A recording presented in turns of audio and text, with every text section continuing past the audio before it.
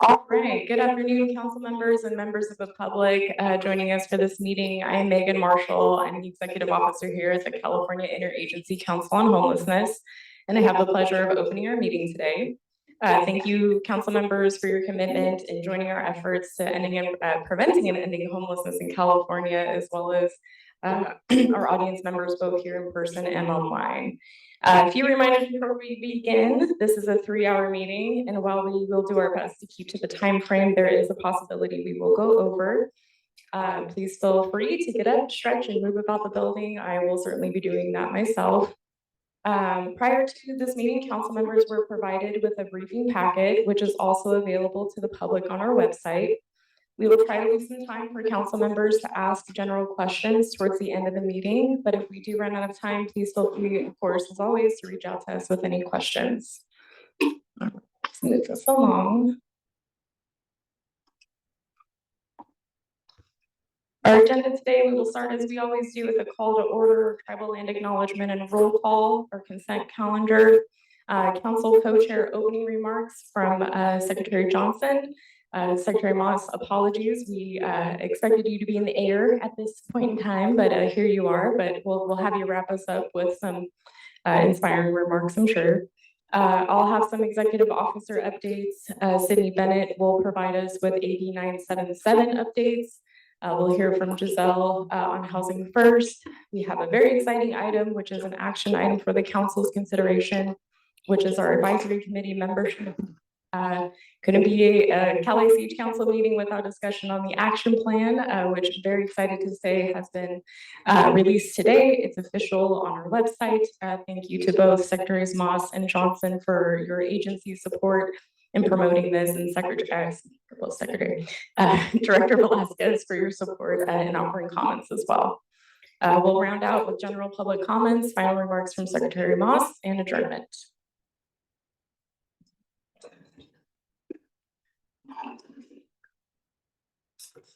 All right.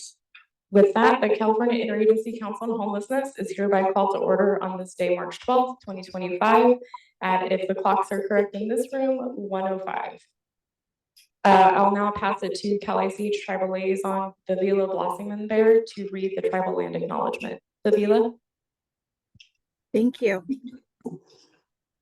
We wish to acknowledge that Sacramento is the unceded homeland of the Papuan Wintun, Southern Maidu, Valley and Plains Miwok, the Nisenan people, and members of the Wilton Rancheria who have inhabited this landscape since time immemorial.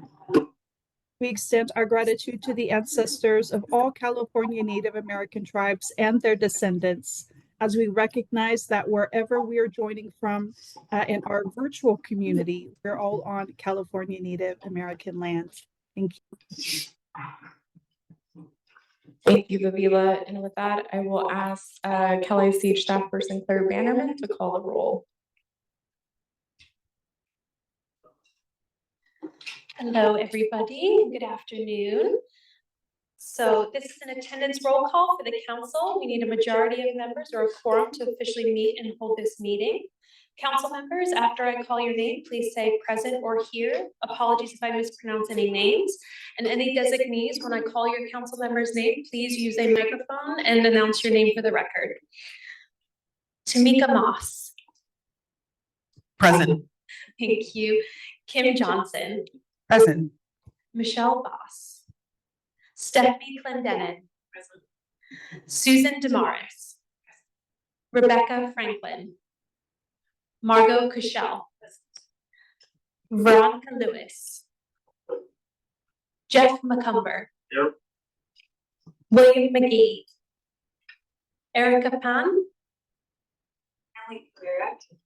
Okay, thank you. Kind of Ferreira. I don't think so. Sandy Nieves for Thank you. Kim Rutledge. Lindsay Sid. Christina Schneider Ashari. Tony Tavares. Present. Rowena Tomine. Jennifer Troya.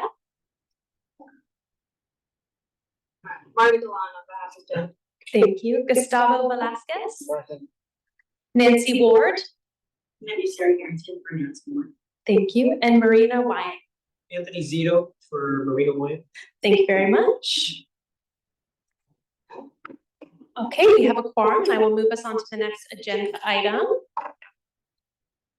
The consent calendar. So there is one item on the consent calendar, which is the December 3rd council meeting summary. The consent calendar is for regular or non-controversial items that need to be approved by the council via a vote. While we do not expect any discussion from members, the council may engage in discussion on any items within the consent calendar if they so choose. Are there any comments from council members? Okay, great. Since this is an action item that will result in a vote, we will now open it to public comment. Please keep your comments to the items on the consent calendar only, so the December 3rd meeting summary. If your comments are not related to the consent calendar, there will be time for public comment at the end of this meeting. If you are connected through Zoom, please select the raised hand icon. For those joining by telephone, please press *9 to indicate that you would like to comment. And when I call on you, press *6 to unmute. Are there any members of the public who would like to comment on the December 3rd, 2024 council meeting summary? No, there are no comments. Would anyone like to motion to approve the meeting summary? Thank you. Thank you.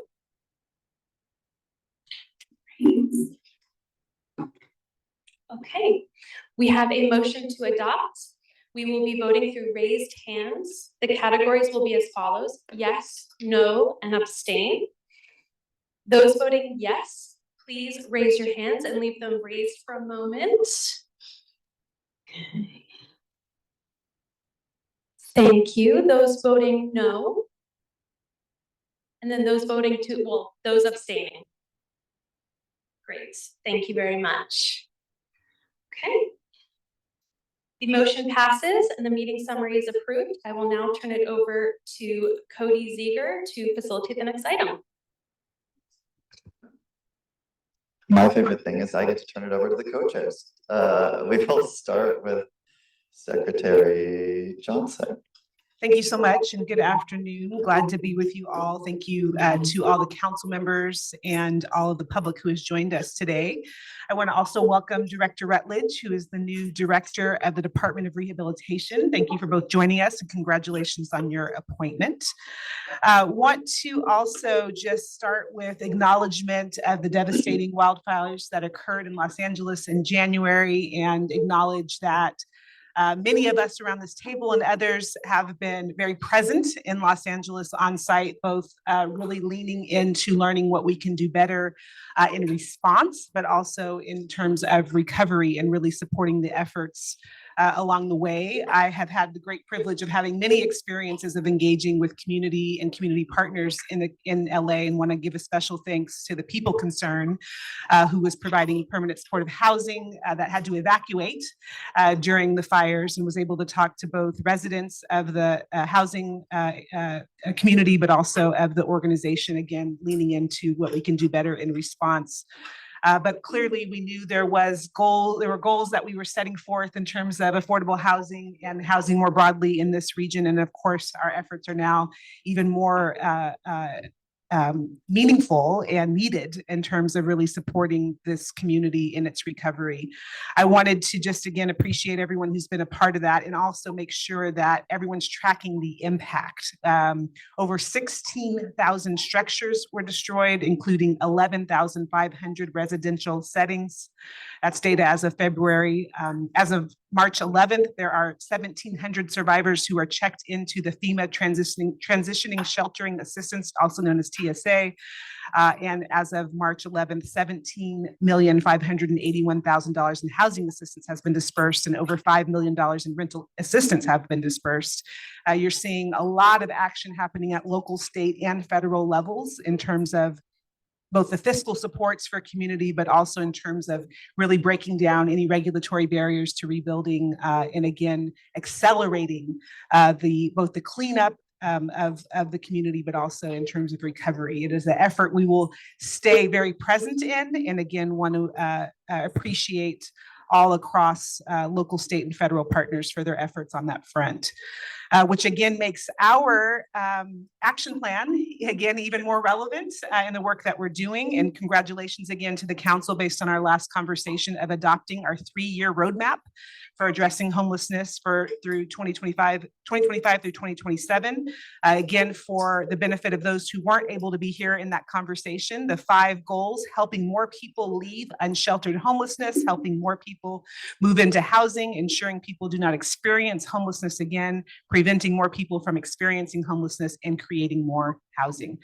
Just appreciate that it also gives us an opportunity through specific plans to hold ourselves accountable to meeting these goals and measures. And on the note of accountability, also want to make sure the council members and public are tracking the launch of the accountability.ca.gov website, which is a new accountability tool to help the public track their community's progress on housing, homelessness, and behavioral health. So Secretary Moss and I had the pleasure of launching that with the governor, and it covers a snapshot at a glance look, again, that transparency that we're looking for in terms of the progress made to date. So wanted to highlight that, and we'll continue to build on that as time goes on. And as it relates to intersections between behavioral health and housing, also want to recognize the continued leadership of Council Member Dr. Margaret Cashel. As we know, and she has presented to this council, the California statewide study of people experiencing homelessness. There's a behavioral health and homelessness report that I want to make sure to call council members and public's attention to. March 20th at 11:30, Dr. Cashel will be joined by the California Health and Human Services, Stephanie Welch, to talk a little bit more about the report and the connections as we're continuing to be very, very intentional about addressing those that are unsheltered and have significant behavioral health needs in California. So wanted to call that to everyone's attention. And then finally, just across California Health and Human Services Agency, really want to appreciate the leadership of Director Boss, who has been doing a lot. We have the development of the soon launch in July of this year of the transitional rent resources as an option for managed care plans. And that will be a mandatory offering in January of next year. But that development and that work is happening in real time. Also, the voters passed in March of last year, Proposition 1, so the Behavioral Health Services Act's housing intervention. We've had the county policy manual, which is really covering the housing interventions. That guide, I appreciate everyone who's put input into that. Development of that has finally gone out. That's going to support the implementation of nearly $1 billion annually ongoing in local funding dedicated to meet the housing needs of people with behavioral health conditions, one of those areas that I referenced. And so just a tremendous amount of work happening on that space. And I also want to highlight the support for both transitional rent and the housing interventions through the Behavioral Health Services Act, as well as other local, state, and federal funds as the department has been providing guidance and technical assistance around the use of flex pools. So this is a model for centrally administering rental assistance and coordinating related housing supports in a way that helps people who are experiencing or at risk of homelessness enter and maintain stable long-term housing. So there's some new tools. Look for the updates that are in the materials on the website, technical assistance resources that are specific to flex pools. So appreciate the department's work on those fronts. Many other efforts happening across all agencies and departments here represented. So again, I point you to those updates as part of the meeting materials. And again, just appreciate everyone's efforts on all of these fronts as we look to activate all of the action plan activities that we put forward. So again, thank you for being here. Welcome. And with that, I will turn it over to Secretary. Secretary Bass is going to close. So I'll turn it back to you. Thank you. Thank you, Secretary Johnson. Okay, so just a few things before I move into my official executive officer updates. In addition to new director, Kim Rutledge from Department of Rehabilitation, we are also joined and very excited to welcome 2 additional new council members for today's meeting. We have Secretary Snyder Ashtari joining us from the Governor's Office of Tribal Affairs. Welcome. And we have Rowena Komenang from Community Colleges. Welcome. Very excited to have you. All right, so as Secretary Johnson mentioned, the LA wildfires, right? That has been, I think, on top of mind for, as she said, most of us in this room. In our December meeting, Courtney Tacker presented Cal ICH's Homeless Emergency and Active Readiness Toolkit, otherwise known as HART, to the council, in a discussion regarding the survey responses from counties that overwhelmingly describe the historic lack of inclusion of persons experiencing pre-disaster homelessness in disaster services, and in particular, shelters operated by the American Red Cross. What no one could have predicted at that December 3rd meeting was that just a month later, wildfires would erupt in LA, burning 40,000 acres, destroying more than 18,000 homes and structures, and killing at least 29 people. I had the privilege of supporting the pre-disaster unhoused work group under the state's housing task force.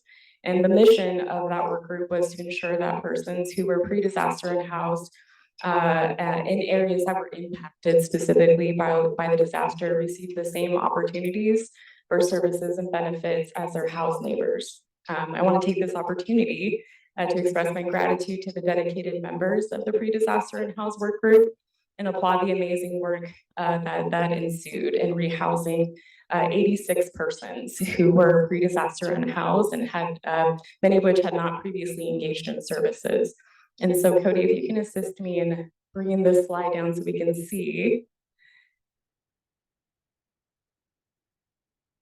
All right, so we see some familiar faces for myself and perhaps others in this room, but just want to firstly acknowledge Emily Hill, who is the state's housing task force lead on generous loan from our sister Department of Housing and Community Development. Emily had the sort of impossible task of coordinating across not just state departments for all things related to shelter and pre-disaster and house work group, but as well as city and county staff who had similar functions. So Emily, without you, was herding cats, right? So just want to express my sincere gratitude for all of your support and leadership during this time. We're also joined by colleagues from our continuum of care for LA, LAHSA. LAHSA is the largest continuum of care in the state of California and has the significant task of addressing unsheltered homelessness for the largest population in California. Kelsey Madigan oversees a very dedicated team of case managers and housing matchers, I will call them, but wanted to acknowledge them each by name. They were at the shelters every day, working with folks who were pre-disaster and housed. Many of the case managers and well, certainly all of the staff from LAHSA, from the county and the city were residents of Los Angeles and also directly impacted by the fire. So living in a disaster and also responding to one. So I just want to acknowledge those case managers by name. So we have Andrea Malol, Sunshine Gutierrez, Susie Diaz, Jessica Mejia, Desiree Plunkett, Jorge Gutierrez, Stella Lynn, Rebecca Gonzalez, Malik Brown Gaines, Shalise Houston, Saul Chavez, Edwina Liao, Latiana Parker, Danny Vong, Cheyenne Sandoval, Michael Roberts, Scott Des Hardinez, and Blanca Herrera. So again, want to express my gratitude for Emily's contributions, for that of our colleagues at LAHSA. Not joined today was LA County Homeless Initiative staff, Libby Boyce in particular.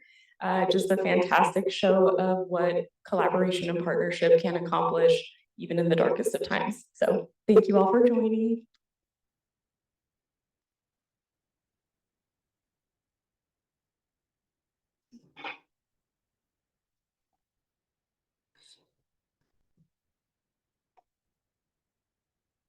Thank you, Cody.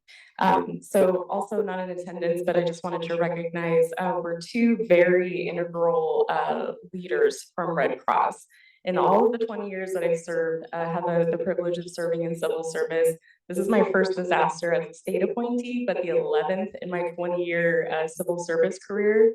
The two leads from Red Cross in LA were just phenomenal, and we'll be joining Cal ICH's work group to further expand upon the HEART toolkit that was produced, just to continue to expound upon best practices that we've learned from the LA disaster, but also create opportunities for Cal ICH to onboard Red Cross volunteers in future disasters.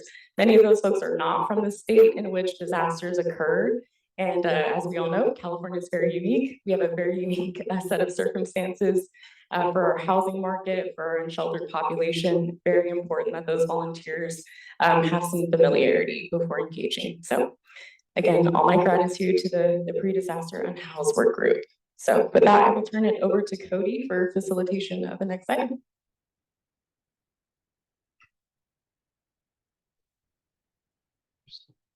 Okay. All right, I get to my favorite thing again, and actually I'm gonna invite up our Director of Research, Sydney Bennett, to talk about AB 977, the work that we at Cal ICH have been doing on that in partnership with staff from your all's departments and agencies, and the work that is to come. So Sydney, I would welcome you up here.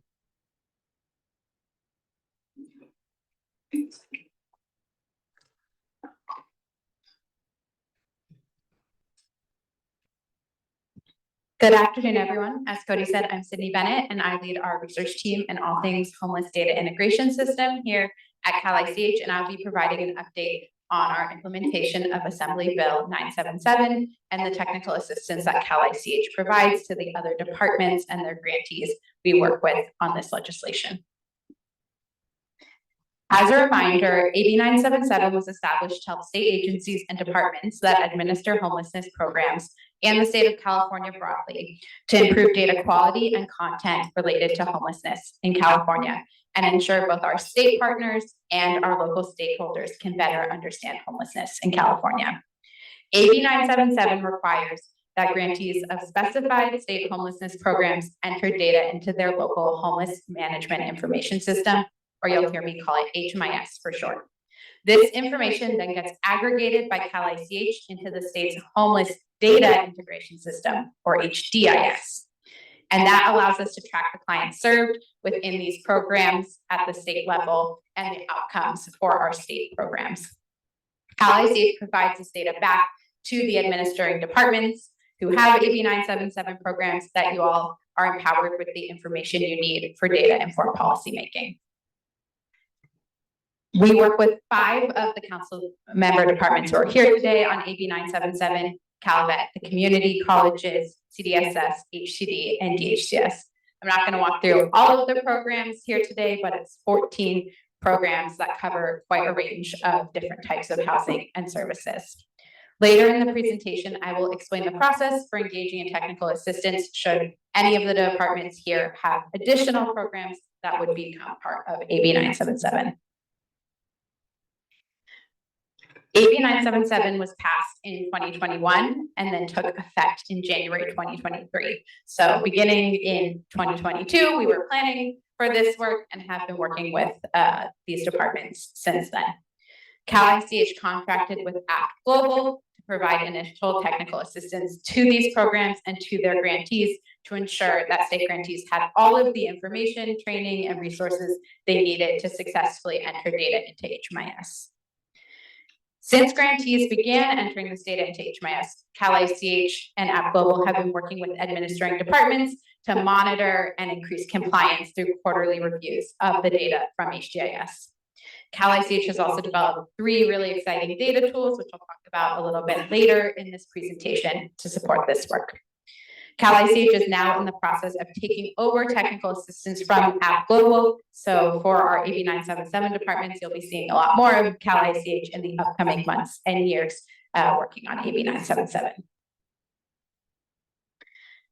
Well, the grantees who ultimately are entering the data that is part of AB 977 and providing this rich resource for the state. It's really a partnership between Cal ICH, the state departments, and the HMIS leads to ensure that the grantees have the information they need for this work. Cal ICH is responsible for specifying the data entry format in partnership with the administering departments, and we also take on the role of reporting data back to departments. Cal ICH is the HMIS expert and technical assistance provider to support state departments and their grantees. Some of the tasks we provide, including partnering with departments to provide program-specific instructions for grantees on using HMIS, including developing codes that allow us to properly attribute clients to the program that they were served by. So we would know if someone was accessing services funded by HAP versus by Home Key and so forth. And we also provide training on these requirements and then provide the data back once it's being entered. Departments take on the role of communicating the AB 977 requirements to their grantees and disseminating TA materials and training opportunities. Departments are also responsible for monitoring compliance with AB 977 and, if necessary, taking any enforcement actions. The local HMIS leads also play a big role in AB 977, and Cal ICH also provides TA to the HMIS leads. These local HMIS leads are the ones who provision access for state grantees to use the data system. They help set up the projects in HMIS, and they provide training as well. HMIS leads also have a role in ensuring data quality in their HMIS system, and so they're checking the data for these 977 projects. As I mentioned, Cal ICH will begin taking over the TA from App Global and provide this service by our staff. So that transition will begin July 1st, 2025, but we're already starting to take on more and more work on this project. Cal ICH has sent a memo to all of the departments that currently participate in AB 977 about this transition and the technical assistance moving forward. Cal ICH will continue to serve as the HMIS technical experts to develop and update TA materials, including the project setup instructions, and we will provide support to departments in answering their grantees' technical HMIS questions. We will also continue to be the sole point of contact for the HMIS leads and do all of the work pertaining to data quality with them. Cal ICH will also continue to maintain all of the data tools that departments are currently accessing so that departments are able to accurately track service usage, outcome, and compliance. Departments will remain responsible for ensuring grantee compliance with 977 and will serve as a primary point of contact for their grantees. As I alluded to earlier, we have several data tools that are part of AB 977. On the screen here, you'll see the AB 977 data summaries dashboard, which provides data on service utilization, demographics, and outcomes. The graphic on the screen shows an example of exit destinations, so where clients are moving when they're leaving a state-funded homelessness program. And there are several other pages that I won't go into today, but if your department is one of the ones with programs that report through AB 977, your staff should have access to all of this information, and we'll have our email at the end, so happy to answer questions on that or help with provisioning access. We are also launching a compliance dashboard that will allow departments to dig deeper into data quality. For this project, we've been providing these reports, but now it will be in an interactive dashboard format with even more information. And then we also have a third tool, which is for the HMIS lead. So not something department staff would directly interact with, but to support the department work from the HMIS side. So this is a data quality tool where all of the COCs upload data into this tool before sending it to HGIS. We flag errors and have them correct that data or work with grantees to correct that data so that before we even start our data processing, we have better and more comprehensive information. All of these data tools will continue to be updated quarterly, which is the frequency at which we have new data from HGIS. I just wanted to share a few takeaways from the data and are starting to look at and aggregate these numbers. So these are across all the 14 programs that are part of AB 977. And we know that the numbers are even higher. So this is kind of, I think of this as a minimum floor because this only counts projects that perfectly attributed their state funding program source, and we're still working to correct errors in that. But we know that there's over 2,500 more projects in HMIS that are state funded than we would have had without AB 977. We're seeing over 300,000 people being served by these projects. So that's a lot more data than we had before, and almost 100,000 people who have moved into permanent housing programs through these 14 state programs. And that's just from January 1st, 2023 to September 30th, 2024. So these numbers will continue to grow. Now that I've talked about the programs currently participating in AB 977, I wanted to briefly cover the process for new programs required to comply with the legislation. The statute lists 10 programs that AB 977 applies to, and then has language saying any new state-funded homelessness programs that commence on or after July 1st, 2021 are also required to enter data into HMIS. So that's how we have 14 programs, so the 10 in statute plus 4 new programs. And so this on the slide is the criteria that we use based on the statutory language to determine if a program meets the definition for AB 977. And we ran a survey a couple years ago to identify new programs, and we will be sending out a survey annually so that if your departments have any new state-funded homelessness programs, that we will learn about those programs and can begin to offer technical assistance to your department, your staff, and your grantees. For a program to be required to comply with AB 977, it would need to meet all 4 of these requirements. So, for example, if a program is intended to address homelessness and is state funded and is new, but does not serve individuals and families, maybe it's more a capacity building program, then that would not meet the requirements of AB 977. When we send out this survey, we're also happy to meet with your staff to delve more into the programs your department has and talk about whether these requirements apply. And if your department doesn't have any new programs, then you would just let us know that there are no new state-funded homelessness programs. And we will, when we send out these surveys, we will tell you all the programs you applied to in the last survey so that you know that you don't need to recomplete the survey if you've already provided information on those programs.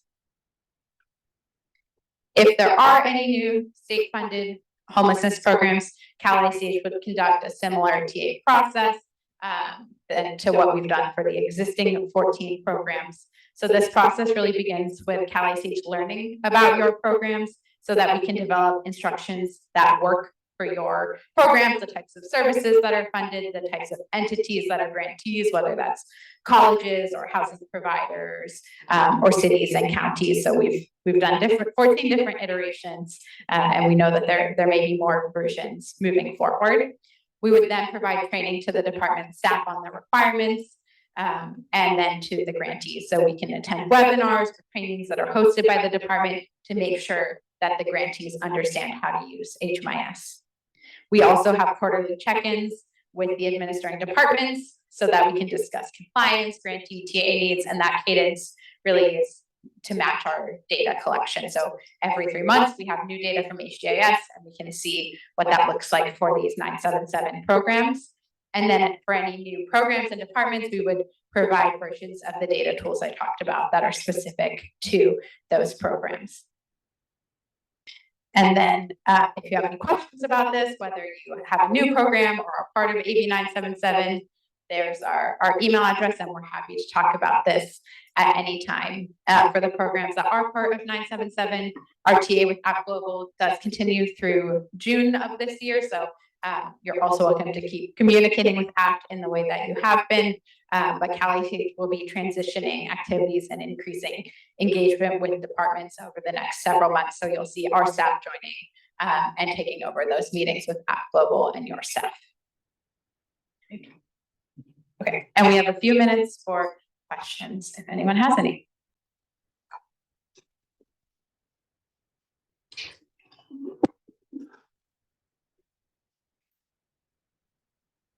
All right, good afternoon. Thank you so much. One question or two questions.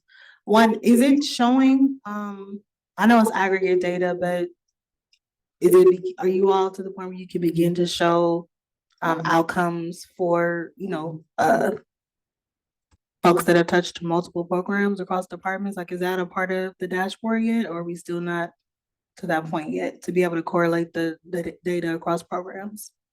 Each department has access to just their programs, but we do have data for all of the programs. You mean to compare people served by different programs or to see if people are served by projects funded by multiple state programs? The former, and to understand if there's a different outcomes tied to people that, obviously, I know the departments won't have it. Yep. But because you all are receiving the data, if there's a difference in the outcomes for folks that are tied to more programs or some types of programs versus others across different departments.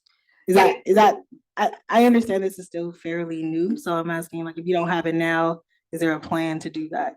Yeah, we have the data. We haven't dug in all the way into that. And I will say the biggest difference we see is in the types of services being provided. So the outcomes from a permanent housing project look very different than the outcomes from, let's say, a street outreach project.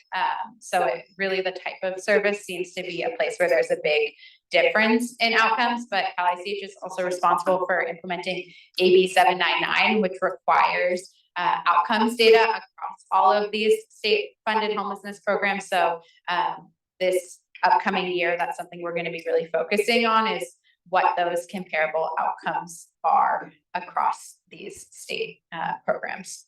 Okay, and then my next question is really more so for the department heads here. There's more tools now, right? More TA available to your grantees, largely the COCs, the cities and the counties and others. And just curious to know if any of your, so obviously you've had data and outcome requirements tied to all your contracts before, but this provides some more information, some opportunities to really understand compliance or, accuracy of data, completeness of data, et cetera, and obviously ultimately outcomes. Just wondering if any of you have made any shifts in terms of how you are setting expectations or shifting in any of your policies, guidelines, or requirements for your grantees because of these new tools and ability to look at information and track it maybe in a way you had not been able to before.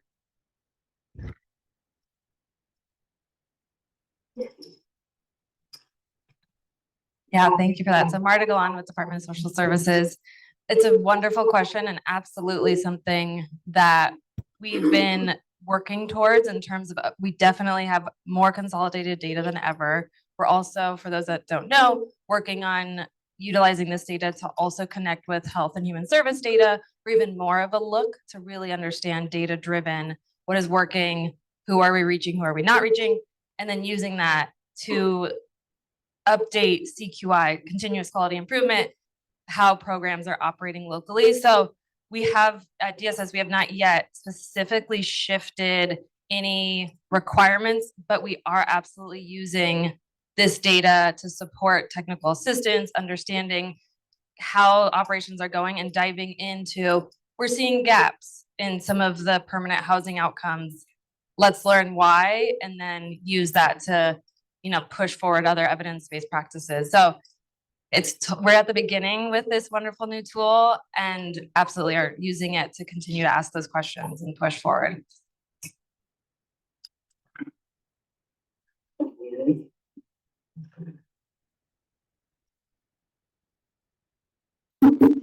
Okay, thank you. So the short answer is yes. It reminds me a comment about accountability. As you all know, we are deeply in a budget hearing season, and I don't know about you, but we're getting a lot of questions about homeless funding and homeless outcomes. And this reminds me that accountability goes both ways, and a good way to answer. Okay, so the accountability starts with the state is these types of initiatives where we are providing adequate technical assistance to the grantees to understand what is the right data, and the data integrity aspect of it is very important for all of us to understand how our programs are doing.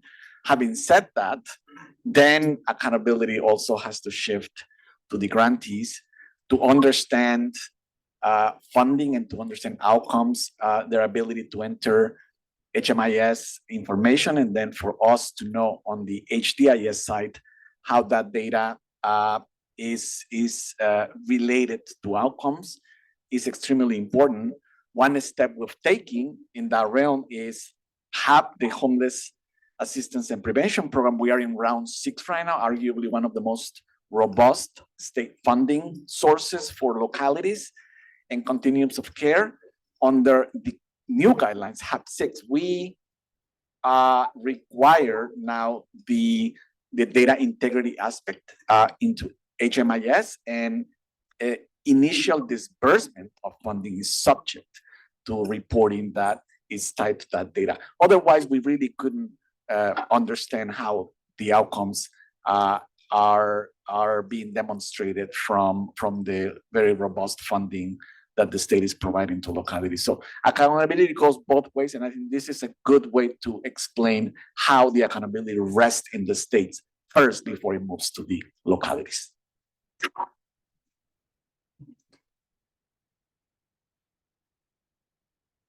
Just want to pile on to the comments of the council members here, but also lift up two things contextually, right? It is exactly what we've just talked about, which is looking at the totality of resources and interventions and individuals receiving in terms of the positive outcomes and greater stability. But it's really important too for the context when we have this kind of data of understanding the program design and intervention of each one. So can you compare a program that might be focused on a very high level of complex care and need of someone who has significant behavioral health to someone who's doing maybe rental assistance for, just wanting to make sure that people have the full context of understanding the outcome data in both, again, what is the whole of which the integration of services they're receiving, but also in terms of the design drivers of the program and in its origins. That's a great point, and we didn't show that all the pages of the dashboard here, but the dashboard that state departments have to look at outcomes has a bunch of the demographic fields from HDIS to start looking at if different populations are having different outcomes or have different service needs. So there's a lot of ways to drill down, and that will get even better as there's more and more quarters of data, because a lot of these populations, when they're looking at a single state program or a department's programs, get quite small. And so I think we'll be able to take more and more away when we have 3-4 years of data. I just wanted to say one of the things I'm most excited about is the merger of this to the other parts of the state that have data, because that's where you can actually start to risk stratify, because it isn't really fair to compare an outcome of someone who is a working person who lost their house in a fire. They're going to have very different needs and outcomes to someone who has a chronic mental health disability and substance use and has been homeless a long time. I think once we merge the data, we'll have a much fuller picture of who's being served, who isn't, and how we can better tailor.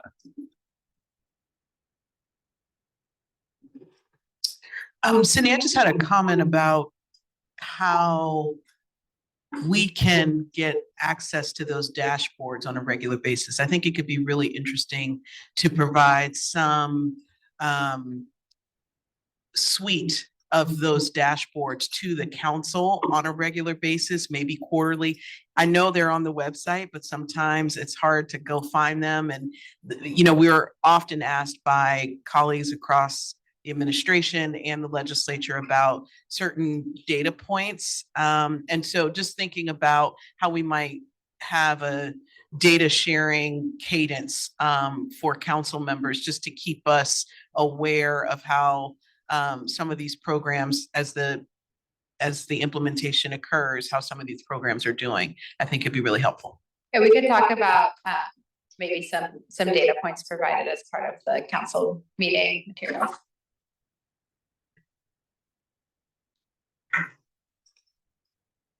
If there are no other questions for Sydney, I just wanted to say, we have several, but before we get before I give her the microphone back, Sydney always does a fantastic job of sort of keeping a neutral tone with how amazing this is. But HDIS is the first of its kind in the country. There's no other state that has produced a powerhouse of sorts that is aggregating information from continuums of care.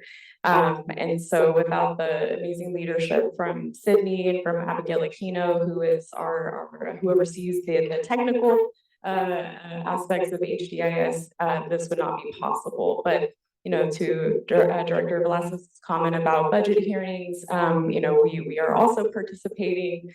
Megan Kirkby from HCD showcased several of Cal ICH's HDIS dashboards yesterday for an assembly subcommittee on accountability and oversight. And so this really was the first opportunity for Cal ICH to showcase the amazing work of Sydney, Abigail, and their fantastic team. So thank you, Sydney. And again, I'll just say, after 20 years of civil service, it's highly uncommon to find this level of technical skill, of expertise and knowledge, but matched with passion and dedication to service. So just want to again thank City and Abigail. But with that, Marta, I'll open it back up to you. Thank you. Yeah, I was actually going to say something very similar. I've been so impressed in Florida at how efficient this AB 977 has gone and all the technical assistance. And so one was just thank you all, because I truly was pretty scared about implementing it with our programs, and it went seamlessly. And so I did have a question, kind of a lesson learned, 2,500 new projects in a pretty short time. What made that work so well? New reporting requirements is hard to roll out, and you all really did pull together an amazing process and support and technical assistance. And so curious if you have lesson learned on the magic on how that happened. I joined right at the start of AB 977, so I don't even know any pre 977 world. I think the first thing I did joining Cal ICH was kind of create the project setup instructions structure and learn about HMIS at the same time. But I think one benefit and challenge is building off a federal system. So our HMIS partners at the local level, they've onboarded federal programs, grantees, and this is a little bit new, but they know what they're doing, and they've been great partners to Cal ICH.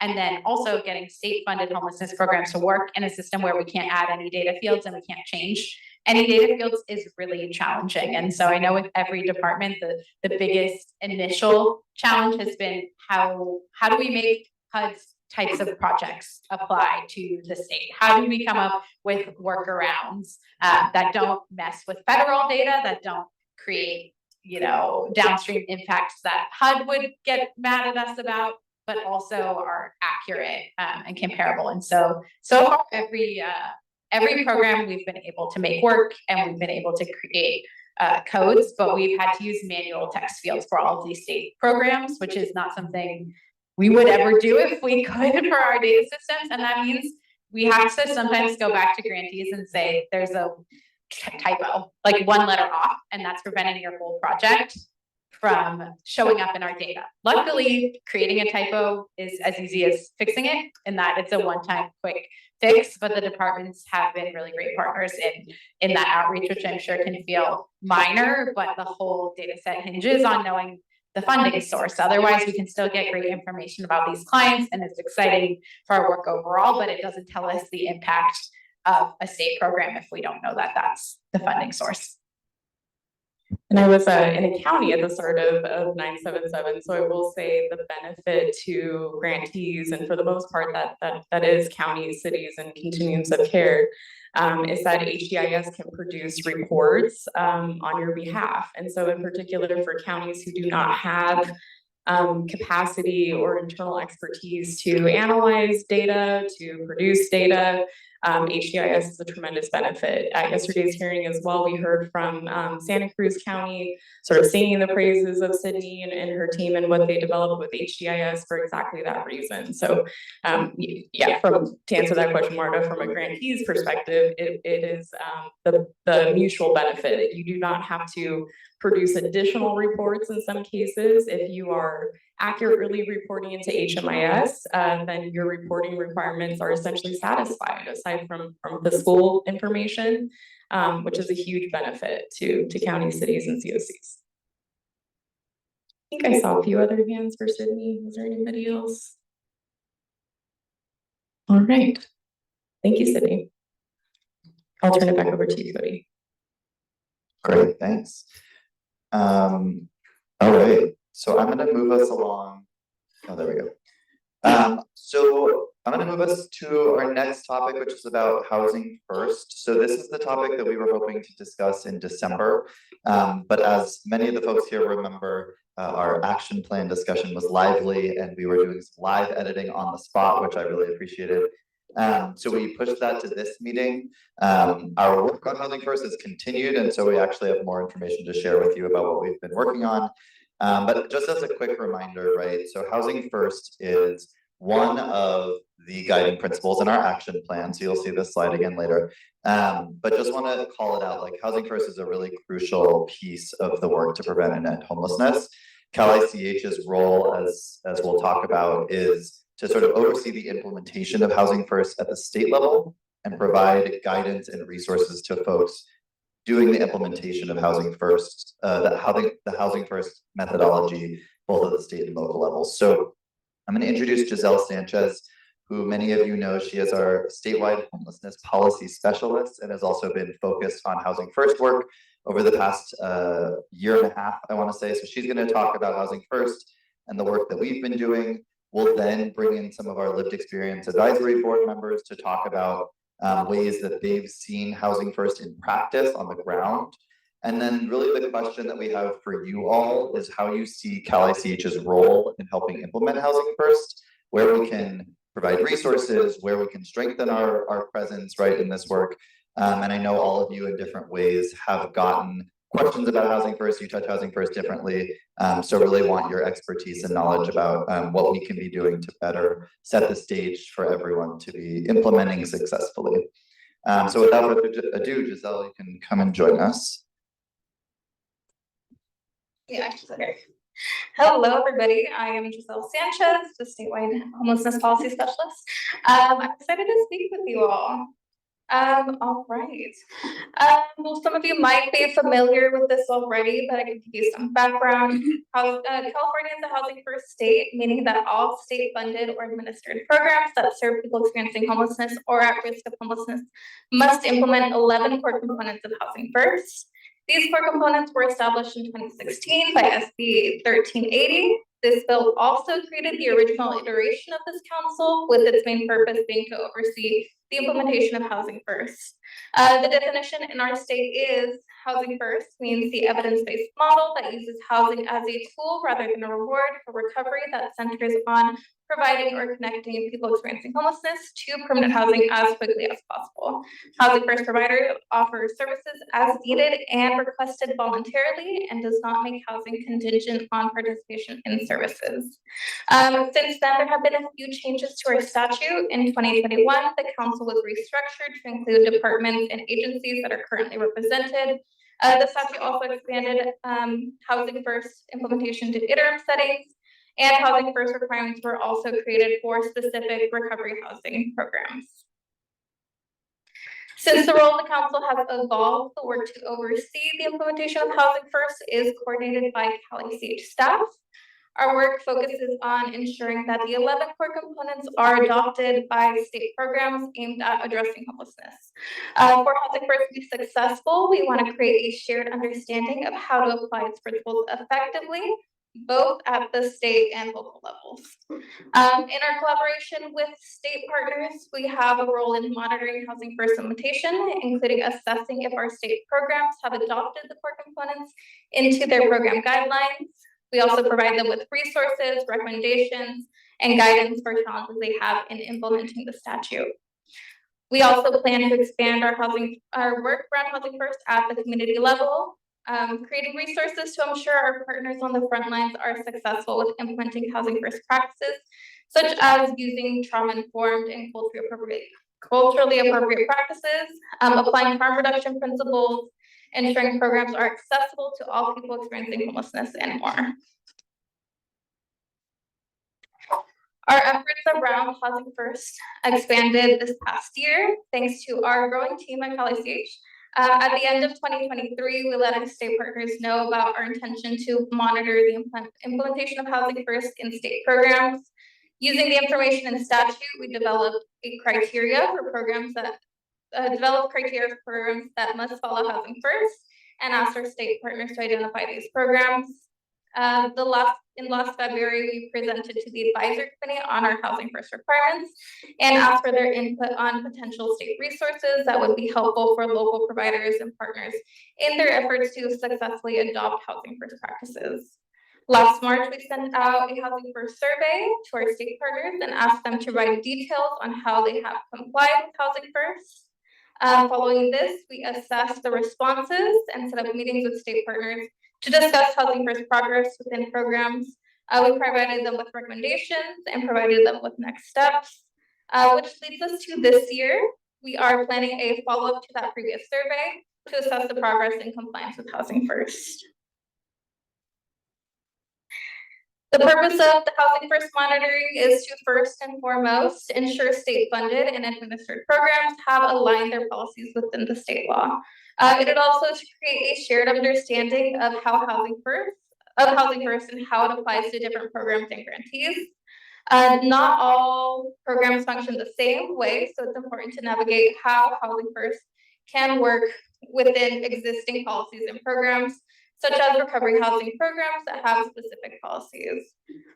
We are using Housing First survey to monitor implementation, and what this survey does is assess how each program has complied with adopting the Housing First core components and any other related requirements that is applicable to them. Currently, we have identified 38 programs across 8 state departments who have programs that must follow Housing First. These surveys also assess the current challenges of implementing Housing First, and if they have communicated these requirements with guarantees and partners and what challenges they have been having there. What the survey is not doing is monitoring the implementation of Housing First core components among state grantees. Eventually, we want to get to a place where our local partners are successfully implementing Housing First, but this requires our successful alignment on the state level. From the past Housing First survey, we identified that compliance of state programs Housing First with the core components, if applicable, which includes requirements with programs that have time limit assistance and the requirements for specific CDR programs. We have met with departments and agencies to discuss their responses to the survey and provided them with our recommendations to reach full compliance. Many programs are already in compliance with the law. For many of these programs, it's just minor fixes that are needed. In many cases, programs are already doing what is required by the core components, but just not having them listed in the regulations or guidance.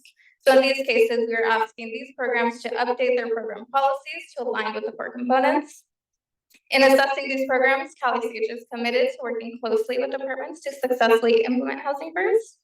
Programs are underway to being fully compliant, and as mentioned, we plan to do a follow-up to the survey to assess the progress in this compliance. Along with monitoring, the other role we have is to develop and uplift guidance and resources, including best practices on Housing First.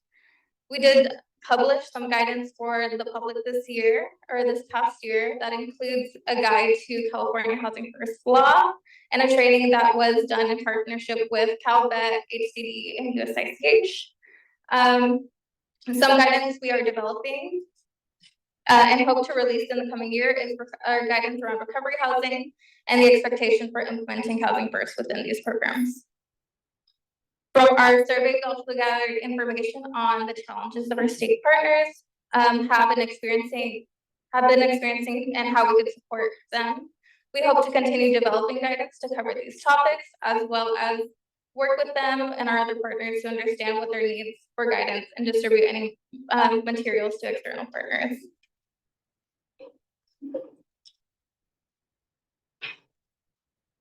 I also want to highlight our CalICH guide to California Housing First law. It's a really good document that explains much of the law. This document was published in October and is a living document. It may be updated in the future. This document answers frequently asked questions about the Housing First state law, including defining Housing First and providing background on its importance, explaining the core components and how they can be implemented, including the requirements to have voluntary participation, having low barrier access to enter programs, and using harm reduction practices. This document also provides expectations for applying housing first in different settings such as recovery housing and emergency shelters. All right. Thank you, everybody. I will now turn it over to Lisa to help facilitate the discussion, we believe.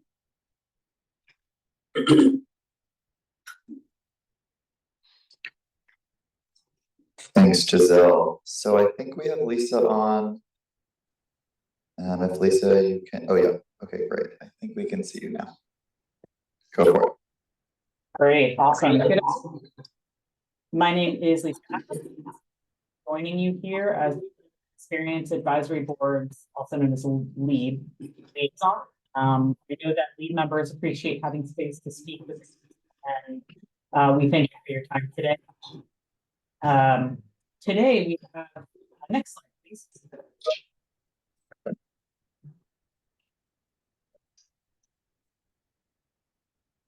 Today we have, I think there's a slide before this one. Can you put the slide after this? This one? Thank you. Okay, great. Melanie Rob, Guerra, Mary Maldonado, and hopefully Marjorie Dees are that's today. I'm not sure. So we have at least our three ready to go. Melanie, Mary, and Monique. And today, you can go to the slide before. While we're speaking on housing first, they will each be answering the following questions based in their own experiences. So have you participated in housing first programs? Did any key elements of housing first help you succeed in reaching your goals? Describing how, what was their experience, and sharing stories. Also, how can state programs better support communities to strengthen or expand housing first in ways that are helpful to people experiencing homelessness? And our third prompt, what elements of housing first would you like Cal ICH to emphasize and provide support? Okay, and with that, I will go ahead and pass it over to our first speaker, Melanie. Thank you, Lisa, and good afternoon, members of the council. My name is Melanie Robledo, and I'm honored to be here today to share not only my perspective, but my lived experience as someone whose life was transformed by the guiding principles of Housing First. I have firsthand knowledge of what it means to struggle with mental health challenges, to feel disconnected from the world, and to experience a reality where survival takes precedence over everything else. My rehabilitation was not just about getting treatment, it was about having a stable foundation that allowed me to heal from the inside out. Housing First works because it acknowledges that people cannot be expected to overcome trauma, pursue recovery, or reintegrate into society while worrying about where they will sleep at night. I remember trying to engage in therapy, but struggling to apply any of the lessons because I had no safe place to process them. The fear of losing my belongings or simply not having a door to close at night made it impossible to focus on anything beyond immediate survival. The brain fog from living in constant crisis mode is real, and without housing, stability is nearly impossible.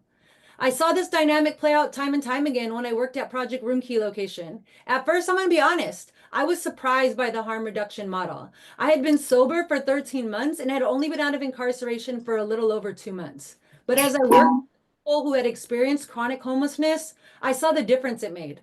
The simple act of providing housing without preconditions, without judgment, allowed people to begin to trust again, to see their worth, and to take steps towards a future that once seemed unattainable.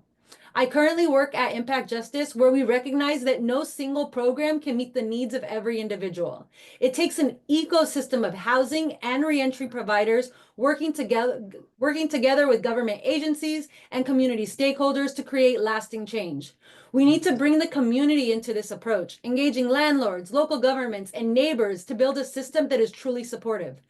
Housing First is not a one-size-fits-all model, and it doesn't mean that every program must operate identically, but it does mean that we must center housing as a human right and acknowledge that people need stability before we ask them to heal, work, or reintegrate into society.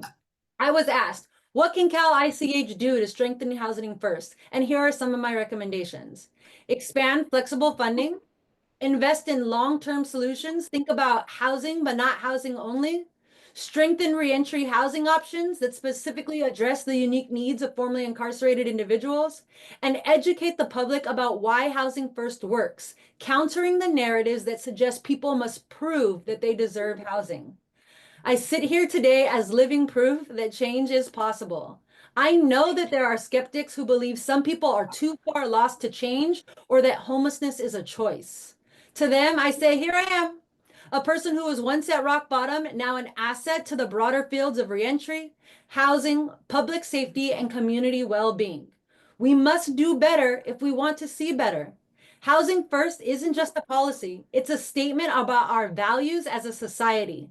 If we truly believe in human dignity, then we must ensure that everyone has the foundation to reach their full potential. Thank you. Thank you so much, Melanie. I really appreciate your words as always. Next up, we have Mary. Mary, take it away. Hi, my name is Mary Maldonado, and so this is my experience with the Housing First program. It was disappointing, and ultimately it was detrimental to my situation. Although the programs aim to provide stable housing for individuals experiencing homelessness, in my case it didn't. It just in 3 months without adequate support, which it closed. In my case, in just 3 months without adequate support, which led to my eviction. This abrupt ending left me struggling to maintain housing, and tragically resulted in the state taking my child from me. It felt like as if the system had prioritized quick exits over long-term stabilities. What I believe should have happened, I guess, in my case personally, would maybe a contingency plan in place could have prevented probably the sudden cutoff and its consequences. Maybe having resources to address the unexpected challenges could have helped prevent this from occurring to anybody else. It also could have extended case management in collaborations with consistent follow-ups with resources tailored to the unique needs of that case or family. Also about community and strengths to expand Housing First program. I have increased funding. It's always, I feel like that should just be emergency for emergency funding, I guess would be probably the way I'd say it. Comprehensive support, ensuring availability of wraparound services, including mental health, substance support, training, and skills coaching. Policy flexibility in anybody's case, whether it be just a normal case or a unique different case from anybody's. Education and training, making things virtual, opening a door to providing trainings to the comfort of providing trainings to the comfort of your home, instead of having to go anywhere for it.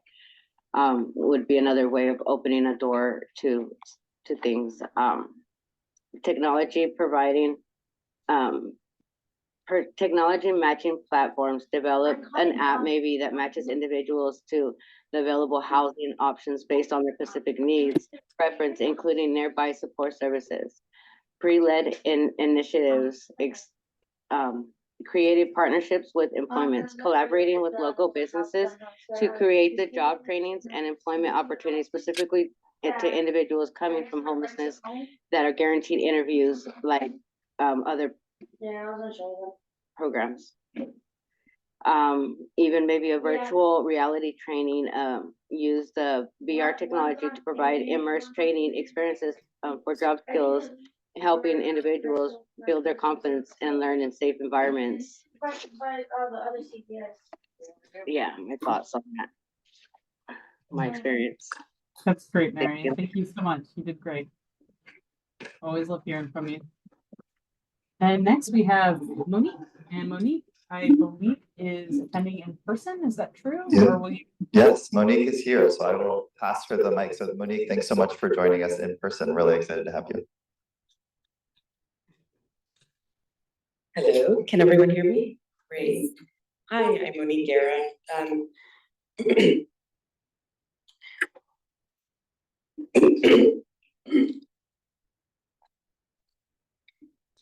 Housing first is more than just a policy.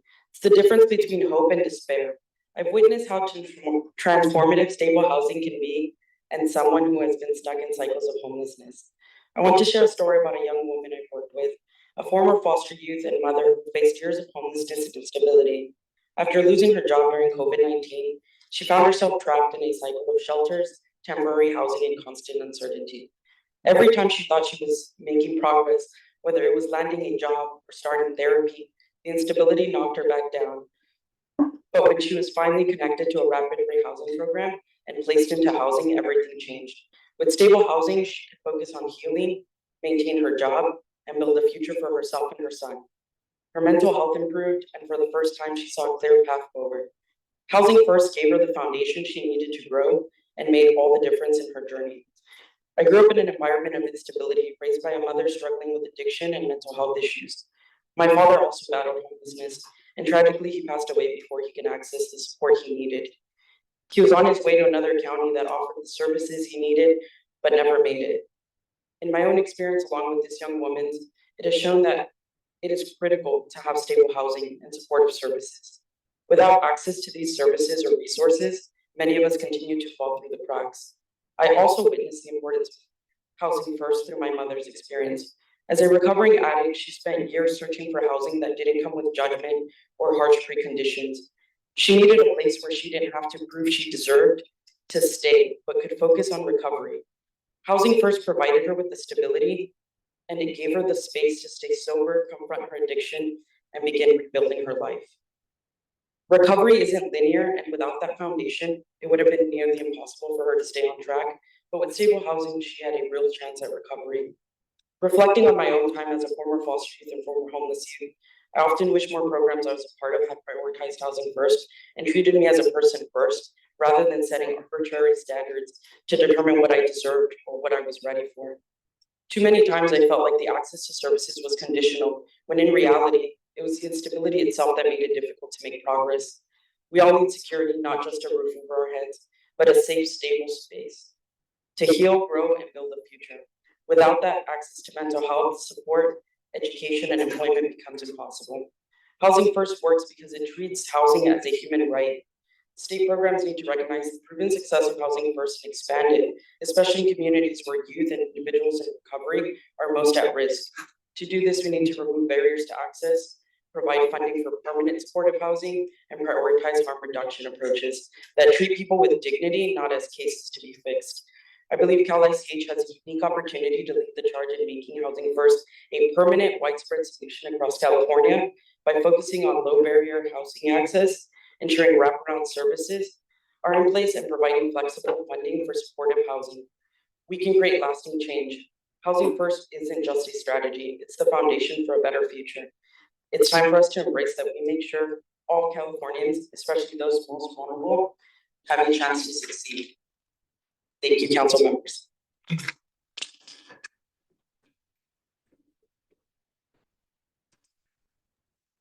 Thank you. And I just want to flag, so really appreciate Mary, Melanie, and Monique here, the M's apparently. And Monique was so excited about the work on the league that she decided to join our team at Cal ICH. So just a big shout out to Monique. We really love having her. So I'm going to pull the slides back up. Thank you all so much for your presentations. I feel like there's a lot of nuance in the discussion about how do we make housing, how do we implement housing first successfully? And your experiences are extremely valuable and crucial for us to take into consideration as we're thinking about the type of resources that we want to provide or the type of work that we want to be doing in this field. So I just want to open it up for a discussion on sort of what we've heard today. I know that you all interact with Housing First in different ways across your departments and agencies.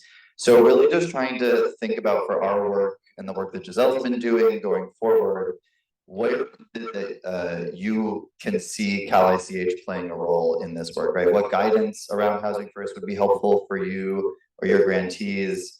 Or where would you like to see us sort of step into a bigger role in implementation? And yeah, I'll just take hands. Okay, great. Well, thank you, and thanks to the lead for really great insight into what Housing First has meant to their lives. And I think I want to highlight something Monique said.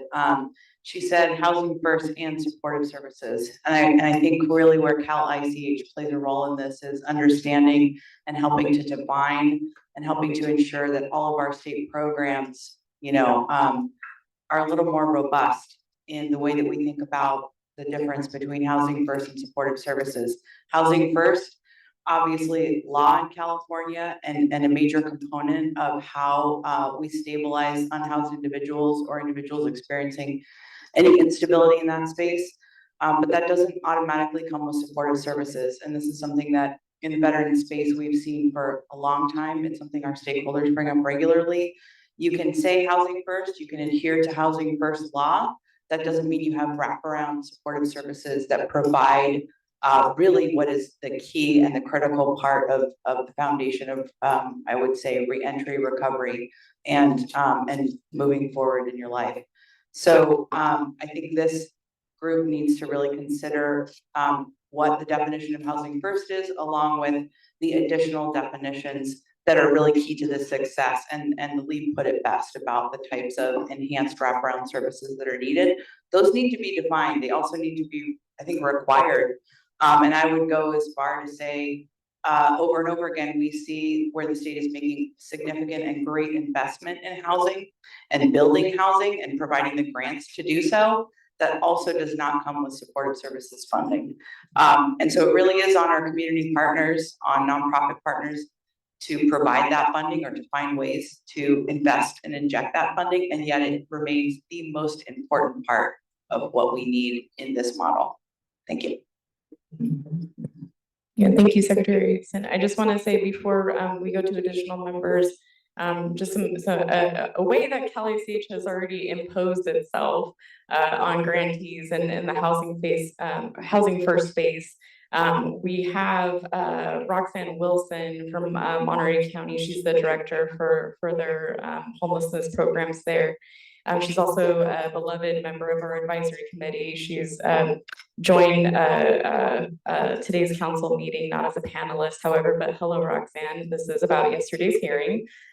So I watched almost a 5-hour hearing from the City of Watsonville Council meeting, where Roxanne, who is an ERF awardee, was sort of berated, I'll say, for nearly that length of time by council members, by members of the public, for a project that's meant to serve 34 persons in a very tiny little space that bridges Monterey and Santa Cruz County. They were awarded in June of 2023 and have been met with every obstacle since then. Thankfully, the council did move to pass, and the project will move forward to serve those 34 persons. But just an example of ways that Cal ICH certainly funding member departments can support. This is something that HCD has supported with letters directly to the City of Watsonville. We have offered to speak to at council meetings, at boards of supervisor meetings, and so being available to bear the brunt of Housing First as a state entity, I think is absolutely a role for Cal ICH to step into to support our grantees. So, thank you.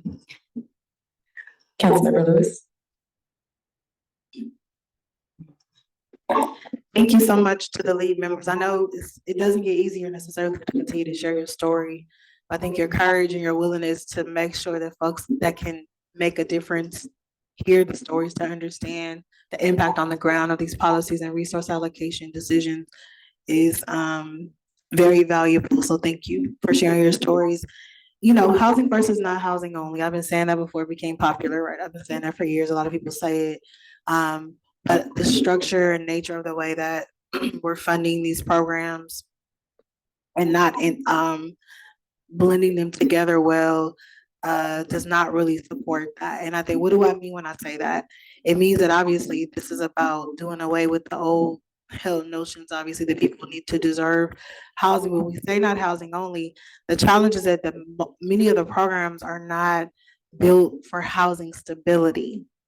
They're built to move people, which is very important, from living in squalor, to prioritize getting them inside, to prioritize basic needs for the better design programs. But the housing stability part is what's missing. And I think that when I say that, I mean like nobody should have less than 6 months of supportive services, because in particular, if you've been living outside, if you've been couch surfing, precariously housed in other ways, living in shelters, it takes time to transition. You hear so many stories. We just came from the Housing California conference last week and the National Alliance to End Homelessness the week before.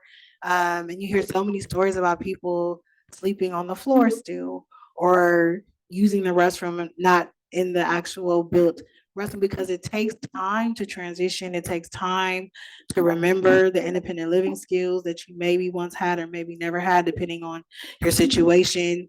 And it takes time to just get acclimated to being inside. And so nobody should have be moved in and have less than 6 months of support. So we mean when I say housing stability, I mean just helping people acclimate. And also the biggest piece, while I am very much so supportive of time limited subsidy programs, rapid housing, because we've been doing them now since they went national in 2009 under the American Recovery and Reinvestment Act for President Obama. If we don't have a plan in place to transition people to either earn enough income, and we know that's very difficult in the state of California, to be able to afford their own rent, or have a clear pathway and thoughtfulness and strategy around how to move them from a subsidy that's going to end to a subsidy that will not end, where they pay 30% of their rent. This is why we have so many people cycling in and out, because we're well-meaning, but housing stability is not at the forefront of program design. And so I think the rental assistance piece is another thing, what I mean when I say housing stability. And there's many other things related to really meaningful integrations of primary health care and behavioral health care into all phases of homeless and housing services that people received. And so all that said, how does CalSCH play a bigger role? I think, the interagency piece of this, I keep saying, is why I was so excited to be a part of this. And I think certainly there's finite amount of money across all of your programs, and some of your programs have very specific purposes. And I think that really understanding how we can ensure that they're blended together to complement one another, to achieve the things that I talked about on the front end, to get people housed, to help them transition into housing, to make sure we have a plan in place for long-term rental, being able to support, being able to pay their rent, as well as all the other things. I think there's not enough resources, but there's so many different things that your respective departments do. And if we can do more analysis and try to understand the complements and how to connect the dots and move people from place to place, ideally we'll be in one place, but that's just not the reality. I think there are some opportunities with HAP to maybe build some more things in, but the reality is some are to get people off the street, some are to get them in housing, some are to support them. And I don't know that we really understand what that looks like across the state departments. And so I think I keep talking about the analysis of where the redundancy is, where the gaps are, but in particular as it relates to housing stability driven interagency coordination. I think that's something that we have not really talked about in this space. And it needs to be a part of all the other efforts related to the coordination, collaboration, finding the gaps and filling them. I know that was a lot, but it is a lot that people are cycling in and out. So thank you for listening.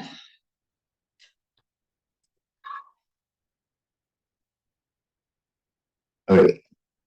I mean, I think housing first in some ways has become really controversial when it really shouldn't be controversial, but I think it's partially become controversial because the implementation hasn't been on point. And I think the state has a real opportunity because of BHSA, because of CalAIM, to really provide ways to actually fund the supports that in some ways have been missing. I think ICH can play a big role, I think, in TA on helping people figure out how to unlock that, to be sure that the housers, you know, and the health service and the sort of social service providers are working together and figuring out how to unlock and actually implement these resources.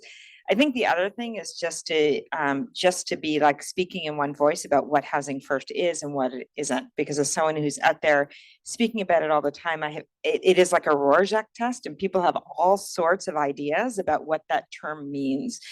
And I think having a place where we can point to, which is like, this is what it means. This is how you can do recovery housing and not be in conflict with Housing First. This does not mean that there are no shelters at all, right? Because I've heard people say all the things, and I will just say, you know, I really think it is our VA colleagues who have done the very best job with this nationally, partly because they have the funding, but also because they did the integration really well. And I think with, you know, because they were on a national level, and I just think the rest of us haven't done as good a job. And so I think there's a lot to learn from here. And then I just look at everyone around the table. I'm looking at our, you know, community college colleagues, and partly is that a lot of the students are facing homelessness. But the other issue is that we have a workforce issue of, do we have people skilled correctly? And can the rest of us sort of look at our community college things and what training programs do we need to have to build a workforce that we need to implement this well? And that goes for every department. So I think part of it is explaining what this is and isn't in one voice that everyone can just like point to and say, no, actually that's what it is. But the other thing is, I think the TA of how we unlock this funding. And then the third is really integration on every level, because I think I have zero question that Housing First is the right thing to do. I think that the challenge has always been in the implementation.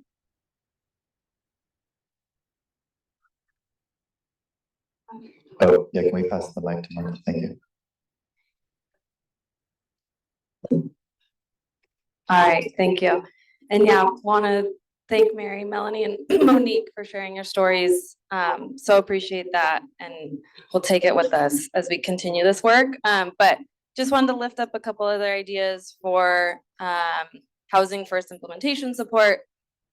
I've been talking about data a little bit. I like data.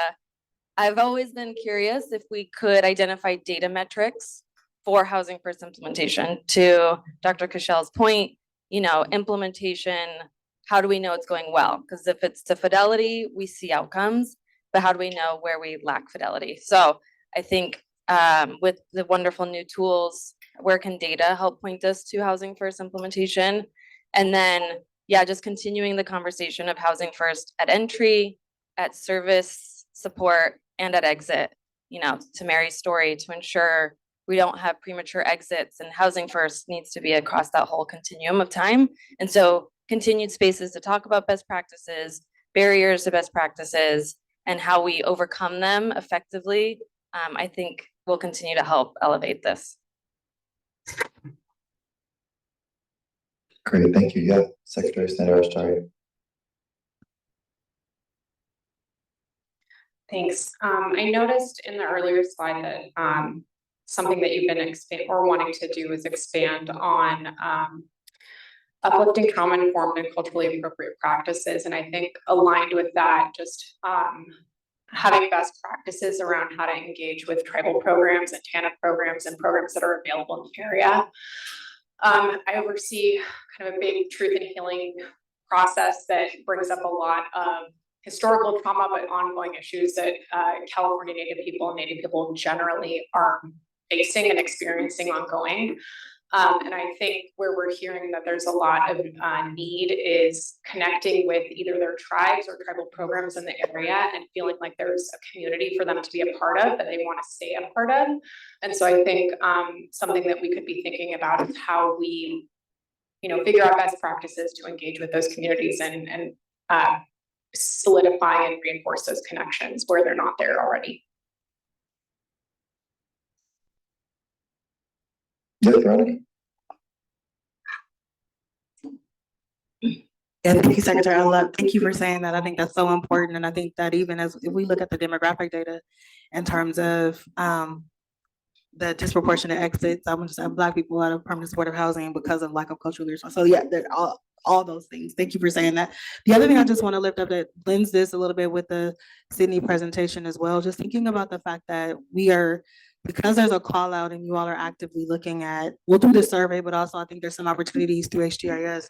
You're looking at the data and understanding the successful outcomes of the well-designed programs that really do have housing first as principles, and using that to further tell the story and encourage, because right now we don't still have there's multiple ways in which your respective departments are touching and agencies are touching and supporting folks that are experiencing homelessness or precariously housed. But I think that, HAP is one of the largest investments. And I think, it's still an ad hoc year-to-year investment. And I think that the more we can demonstrate using the data that you all have access to, how important and critical it is for us to be able to sustain some of the things that has provided opportunities for communities to do, then we can continue to push. And I know none of you can say anything, but I can say, as we are pushing for a built-in year after year commitment, right? Those kind of data points are going to be able to demonstrate why it's so important and why the state funding is so important and needs to continue.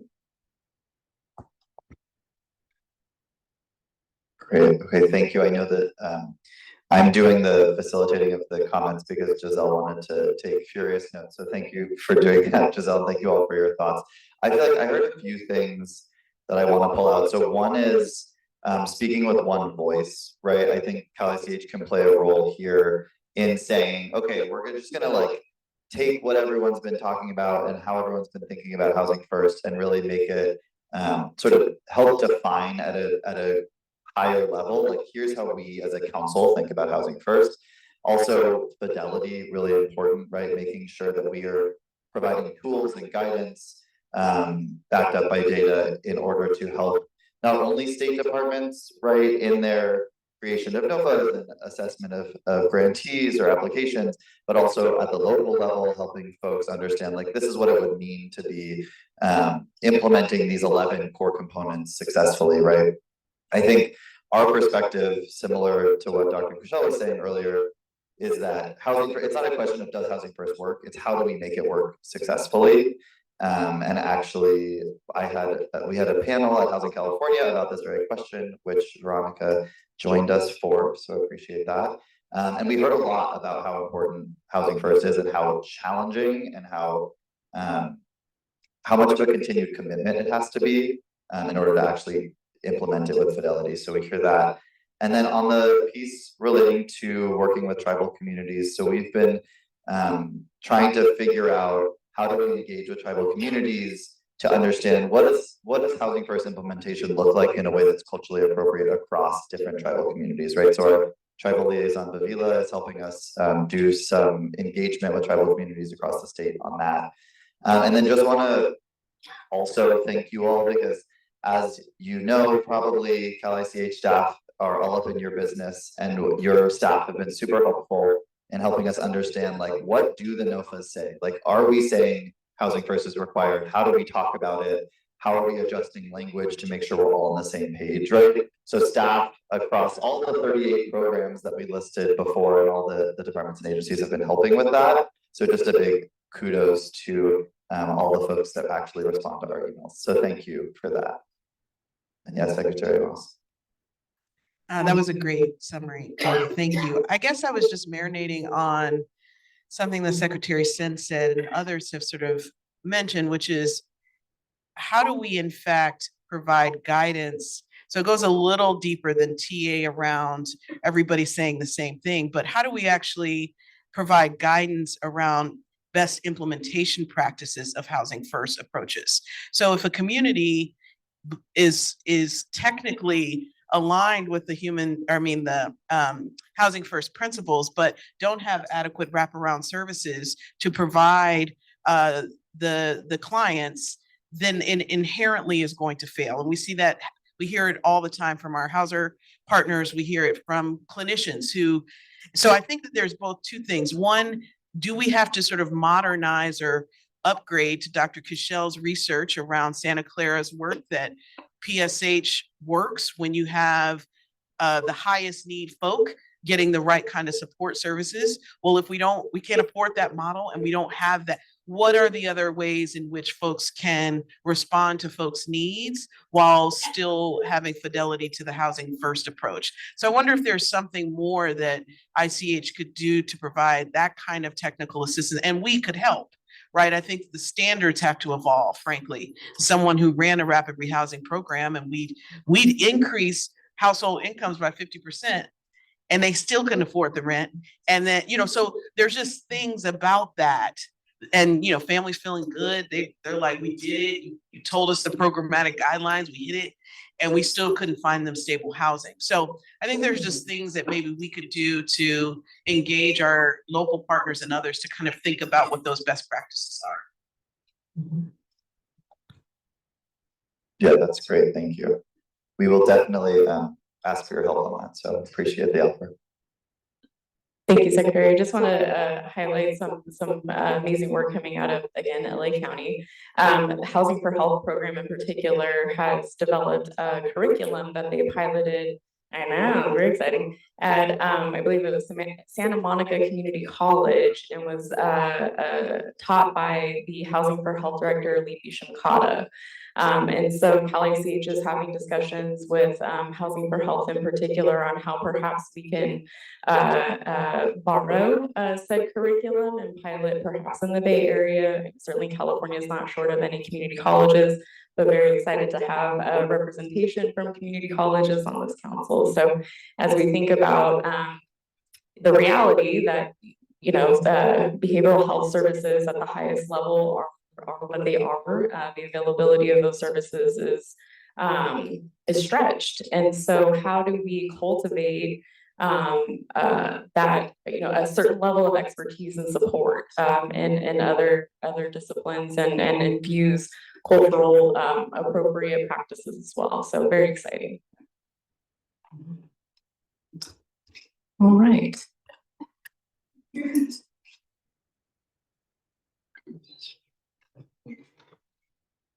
Thank you. I'll just close it out. Thank you all for your comments. Really appreciate it. I'll take it with me in my work.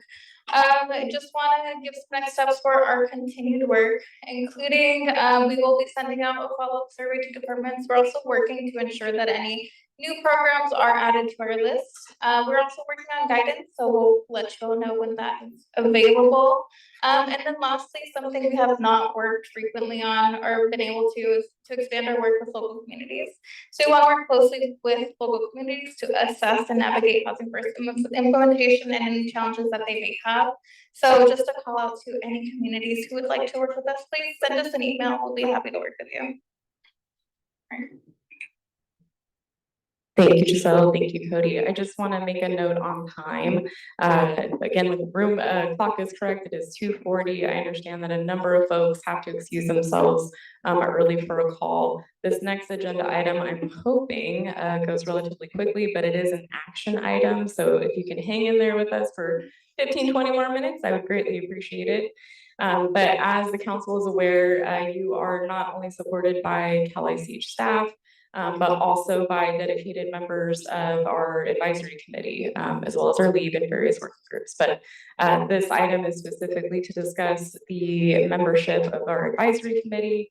The existing 32 members, which is an incredibly large advisory committee to have supporting the council, can be very challenging to incorporate all of the areas of passion that these committee members have and want to lift up. But all of the existing members will term out June of 2025. And so Cal ICH is working very quickly on recruitment efforts for future advisory committee membership. We want to just cover briefly with you all here today what is required in statute in terms of the expertise that needs to be represented on the advisory committee, as well as some recommendations based on data to expand advisory committee membership. So with that, we'll talk first about what is required. So according to our statute, the co-chairs of the council shall appoint members to the advisory committee that reflects racial and gender diversity and shall include the following: a survivor of gender-based violence who has formerly experienced homelessness, representatives of local agencies or organizations that participate in a continuum of care program, partners with expertise and solutions to homelessness and best practices from other states, representatives of committees on, and these are 3 distinct seats on the committee, African Americans, youth, and survivors of gender-based violence, a current or formerly homeless person who lives in California, a current or formerly homeless youth who, yes, youth. Okay, so first, 5 was a general person who's experienced homelessness and lives in California. 6 is specific to youth, and 7, a current or formerly homeless person with a developmental disability. Statute also says that this advisory committee shall designate one of the above described members to participate in every council meeting to provide a report to the council on activities of the advisory committee. CalICH has not held to that last little part of statute and are very excited to do so moving forward with the new advisory committee that we're hoping to appoint in the summer. So again, just highlighting these are required. The three areas of expertise that you see bolded, we are hoping to retain 3 of our existing advisory committee members, just for continuity of knowledge and knowledge transfer to the new committee. So who we will have represented are persons with expertise for 2, 3, and 4B. Okay, so I mentioned we're hoping to have the council adopt today these additional positions to the advisory committee. All of these are, again, we're informed by data. You'll see some specific call outs for certain demographics, as well as areas that were recommended by our existing advisory committee. So we presented this to the advisory committee in February.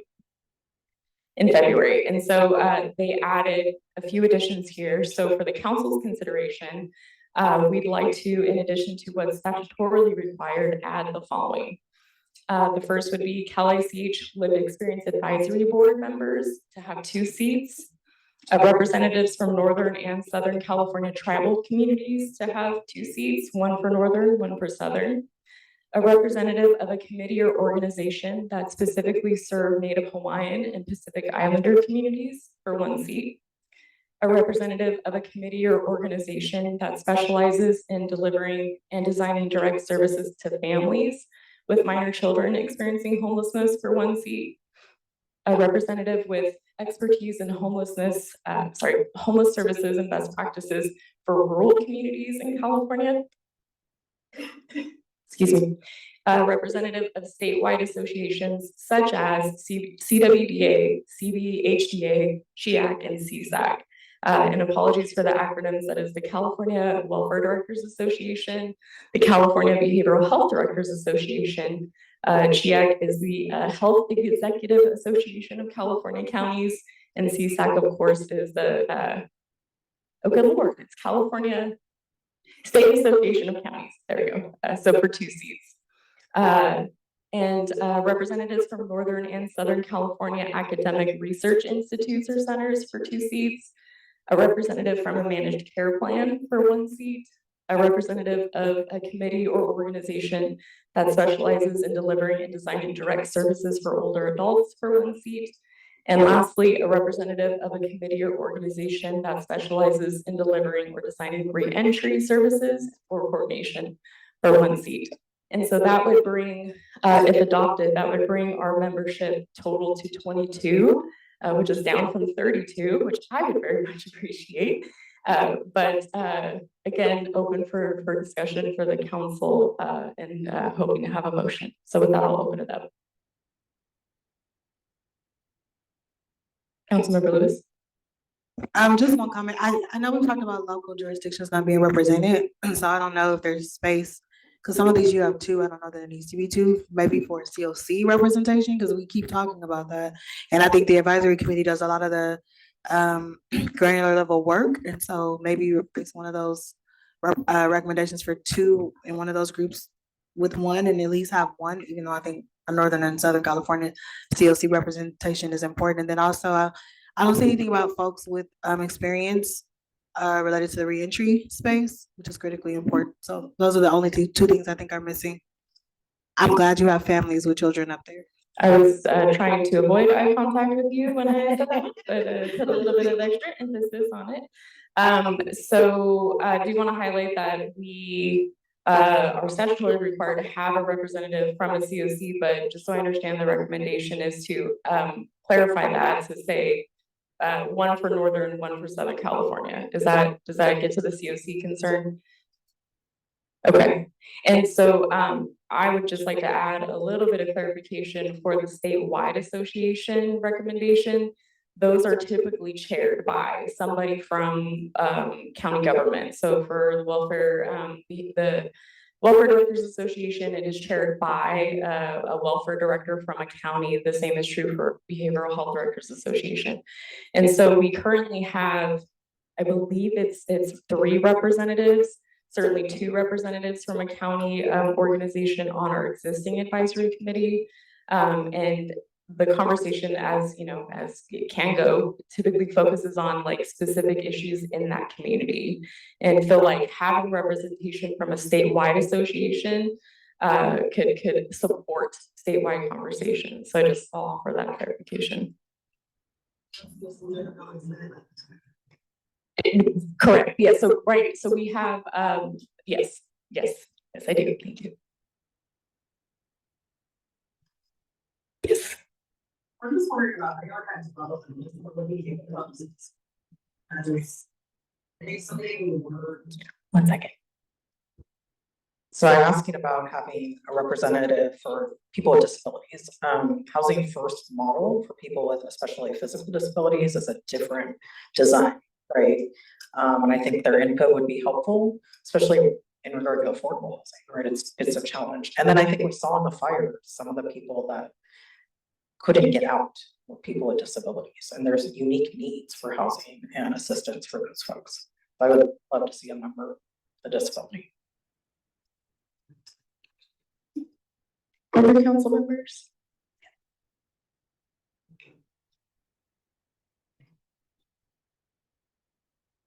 Looking across the list, I'm not necessarily seeing representation for individuals with serious mental illness that are homeless, experiencing homelessness in there. I mean, if CDHDA does end up being one of the representatives, then that would, you know, cover some of that.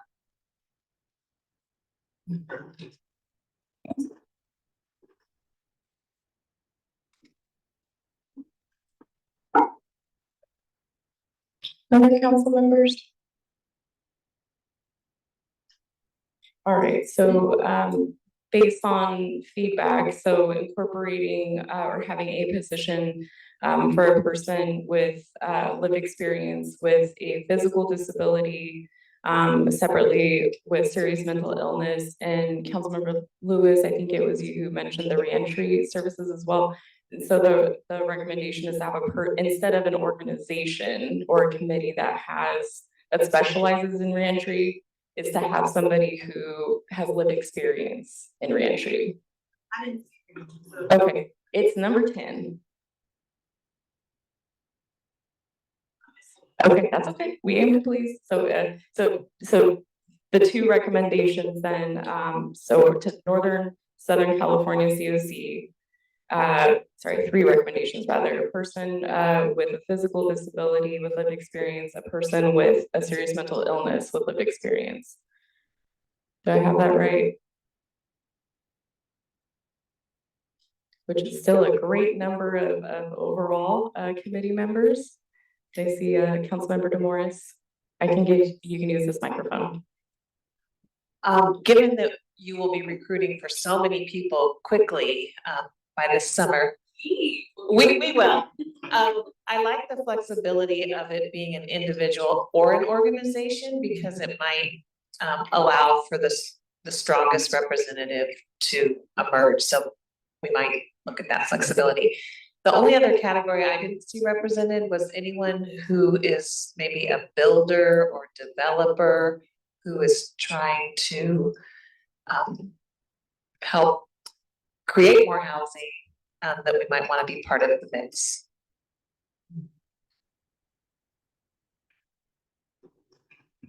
Thank you. All right, again, hoping for a motion today, so let me make sure.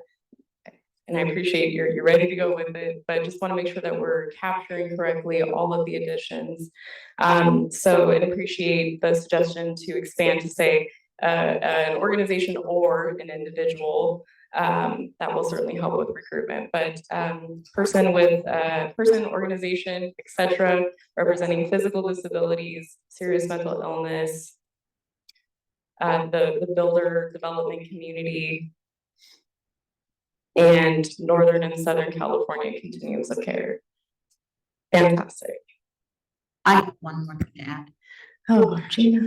So Interagency has nine different programs, but ours focus on victims of crime that these individuals have been forced into homelessness. I don't know if it would be important to have one of our community-based organizations that focus on that to be a representative of people who have been victims of crime. Crimes being very broad, but I just do want to highlight that statute requires us to have survivors of gender-based violence. I felt like there was one more. That's one more. I just wanted to. Yeah. Appreciate that.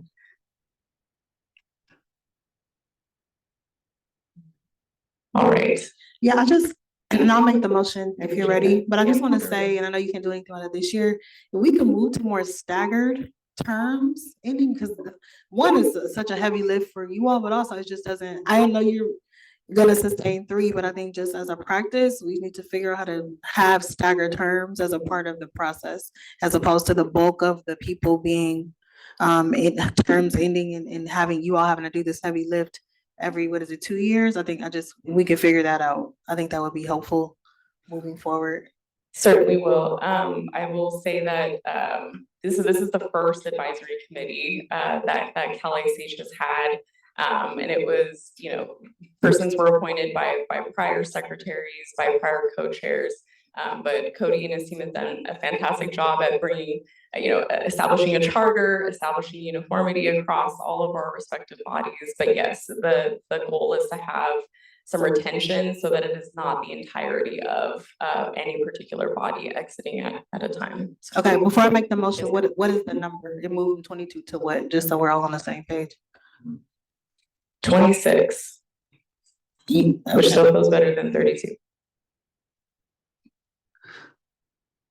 Okay, I like to move that with the additions that were shared today, that we accept the new structure and categories of folks for the incoming advisory committee.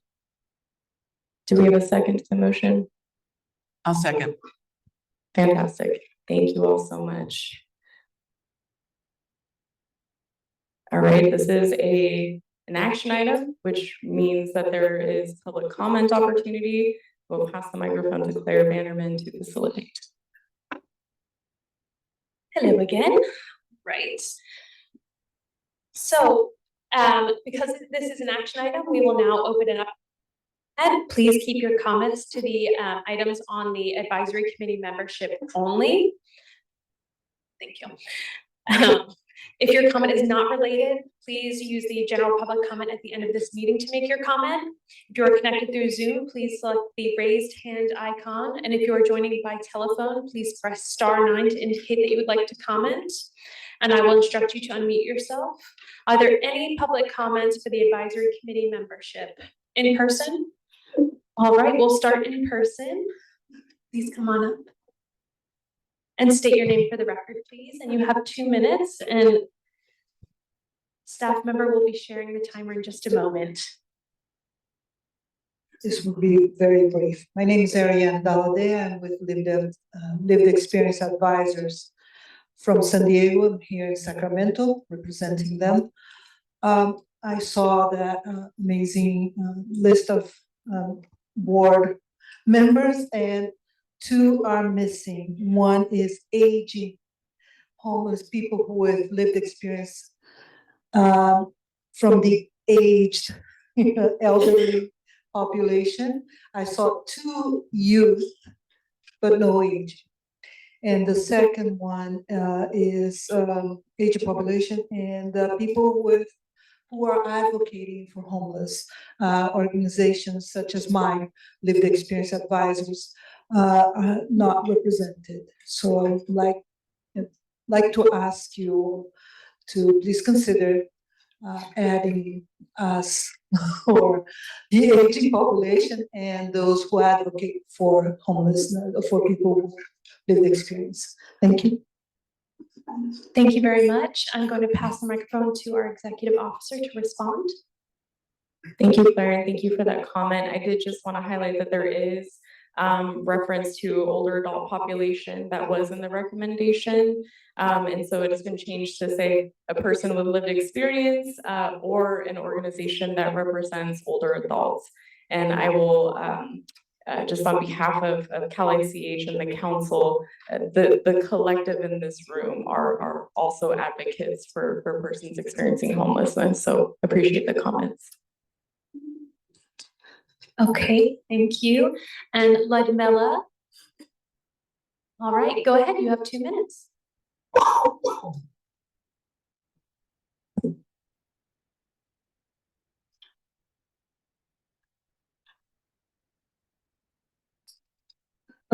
Ludmilla, it Go. says you have to unmute. There you are. Yeah, okay. Yeah, that took a minute for that to come up. Yeah, I'm just really impressed. It looks like a great selection of different people and different skill sets that you've chosen there. I do have one question. You know, I am, as many of you know, on the advisory committee currently. Given the short time frame to recruit new people, will you, if you don't have somebody to replace, you know, to put in a seat as of June, will you be continuing some of the existing committee members, you know, just so that there's, you know, until you can find somebody like a new person to put in that slot, basically, or are you just going to drop everybody off that's a current committee member? Just curious about that. Thank you, Ludmilla. Executive Officer Marshall will be responding. Thank you, Ludmilla. We will be retaining 3 of the existing advisory committee members. Those members have graciously accepted an extension of their current placement. So we will not at risk of having 0 members. We will most definitely have 3 members, but looking forward to a robust recruitment effort that includes all of our council members in their respective departments. Okay, I see one more hand raised. Gregory Fearson. Please unmute and you have 2 minutes. Thank you very much. Can you hear me? I'm a member of a local behavioral health board, and there's about 500 of us around the state who have been charged with the passage of Prop 1 to better integrate mental health and substance use. And many of us have come to our boards from homeless programs and homeless advocacy and know the lack of any substance use and mental health program staff in your facilities. So we're trying to build a stronger bridge between the mental health and substance use programs at the local level and the homeless programs. So I wonder if it might be helpful in your statewide organization recruitment. There's an organization called the California Association of Local Behavioral Health Boards and Commissions who are right alongside of you trying to figure out a way of getting a better supportive services delivery system in your programs. Maybe a representative of that group who, like I said, represents the 58 counties behavioral health boards might be a good idea. I know you probably are about ready to pass it without it, but I would suggest that among those associations at the state level who represent your allies, I would seriously ask you to consider the California Association of Local Behavioral Health Boards and Commissions. Thank you. Thank you, Gregory. Just one more comment to that, Gregory. Wanted to offer one of the statewide associations that was recommended and that we'll certainly be working with for recruitment is the California Behavioral Health Directors Association. Also wanted to add that I am a member of the Behavioral Health Task Force. And often, issues of overlapping issues of substance use, behavioral health related items, and of course, housing and homelessness are often discussed at that venue as well. So we have multiple points of engagement to ensure that expertise is incorporated into the advisory committee. Okay, thank you. I see no more public comments. We are going to move ahead with the council member vote. We have a motion to adopt, and we will be voting through raised hands. The categories will be as follows: yes, no, and abstain. If you are voting yes, please raise your hands.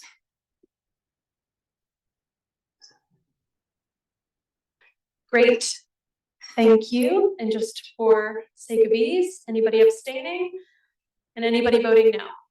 Okay, brilliant. Thank you. That was a unanimous yes. And I will be passing it back to Cody Seeger. Great, thank you all. Thank you for your support as we go and recruit the next set of advisory committee members. Really excited to get them involved in the work as well. So before we jump into the next agenda item, just want to acknowledge we're gonna spring the talking points onto Secretary Moss if she's ready, and let her speak. Give her a chance to speak. I think you have to leave a little early. Is that correct? Sorry, not to put you on the spot. Me on the spot. I mean, I talk all the time, so I feel like y'all basically get it. Thank you for that. I guess what is exciting to me is that we are shoring up the infrastructure for us to really take action on our 3-year action plan. And some of the conversations today just reminded me that it allows the more sort of authority and support that we provide for our staff at Cal ICH and this council, the more we can dig into some of these perennial problems that we know exist across our programs and departments and agencies. So I'm just really excited to kind of get into the weeds around how can we support local jurisdictions to really deliver on the outcomes that we all want and hold ourselves accountable for addressing this homelessness crisis. As Secretary Johnson mentioned, we've spent a lot of time down in Los Angeles supporting our neighbors in the South. And it just reminds me how significant our challenges really are when it comes to our housing and homelessness work. And this council, to me, kind of stands as the leader in how we support communities through disaster, but also in the day-to-day work that each and every one of you does every day. Like, that's how we're going to actually disrupt this cycle for so many of our neighbors who are experiencing this crisis. So just gratitude mostly. Super psyched for the new members. Welcome. I was going to ask that as we update the advisory committee, that we get the charter, maybe just to share that with council once this is all finalized. I know we'll probably be getting regular reports from the advisory committee as we do the lead, which is one of my favorite parts of our meeting every quarter. So that's it, y'all. Thank you. Thank you. Sorry, didn't mean to spring that on you. What I meant to say was, I know that some people have to leave a little bit early for another meeting, so wanted to make sure you got to speak. Yeah, thank you for that. We can definitely share the charter once we have more information on the recruitment efforts. So now going from the favorite part of the meeting to everyone's, the part that they tolerate, I get to talk about the action plan. So thank you all. I just want to mark this moment. In December, we adopted officially the new action plan for preventing and ending homelessness in California that you all helped us create over the past 1.5 years, almost 2 years. So I know we adopted that with some edits, with some adjustments. So I just wanted to come back. We are officially launching the plan on our website today. It is there. You can go visit it. We're putting out, information online for folks listening in. You can go look at it right now. But I just wanted to sort of show you where we landed with some of these pieces of the action plan. And then also just acknowledging that in our conversation in December, you all, were really focused on implementation of the plan because we know that a plan is only as good as it is put into practice. So I wanted to just touch a little bit on what our plans are for the implementation of this action plan and how we're working with you all and working internally to make sure that we're really following up on the commitments that we've made, and then get your all's thoughts on, does that set of implementation activities sound sufficient? Are there other things you'd like to see CalICH or individual departments and agencies doing to ensure that the plan is implemented well? So that's sort of where we're going here. I'm gonna try to talk quickly so that people who need to leave early don't miss much. And with that, just want to say, really excited to have our new action plan. It's on the website. And it really focuses, as you know, around an equitable and just California in which homelessness is rare, brief, and never more than a one-time experience, right? That's been our vision. You all, when we brought that to you, you were like, make it even simpler, make it as simple as possible. This is our vision that sort of aligns the work that we're all doing. And then the way that we sort of organize the information in the plan is around sort of there's sort of 4 different types of information, right? So to lead us to our vision, we have our action plan goals, which really sit as sort of indicators of, are we achieving our vision? Are we moving towards our vision, right? So we have the 5 goals. We have both our strategic investments and action areas, right? So strategic investments being the funding that we're putting out and administering at the state level, and the action areas being all of the other work that goes into improving our homelessness response, right? That isn't just administering programs, right? Because we know there's a lot going on in addition to that. And then undergirding all of that work are our guiding principles and our racial equity framework. So I'm going to talk about each of those briefly here, but again, there's obviously more information in the plan itself online. So our 5 goals, you've seen these many, many times. I just want to call out, right? So goal 1, help more people leave unsheltered homelessness. Goal 2, help more people move into housing. Goal 3, ensure people do not experience homelessness again. Goal 4, prevent more people from experiencing homelessness. I can't remember who exactly helped with that wording last time, but we got it. And goal 5, create more housing, right? So these are the 5 goals or indicators that we are trying to use to understand, are we moving toward that vision, right? So we have baseline data that we've gone over in our previous meeting, so I won't go over it too deeply here, right? But each goal has baseline data from 2023, it has a 3-year goal target, and it has a North Star. Our North Stars generally, as you remember, are like, for goal number 1, for example, we want the percent of people who leave unsheltered homelessness to be 100%. Ultimately, that is the goal, right? We're at, as according to 2023 data, and with the help of HGIS, we can keep updating this, right, and keep our baseline updated. We're at 42% of people leave unsheltered homelessness to a sheltered or permanent housing setting. So getting us our bold 3-year plan goals, we're to get halfway to each of our North Stars. So that's sort of how these are developed.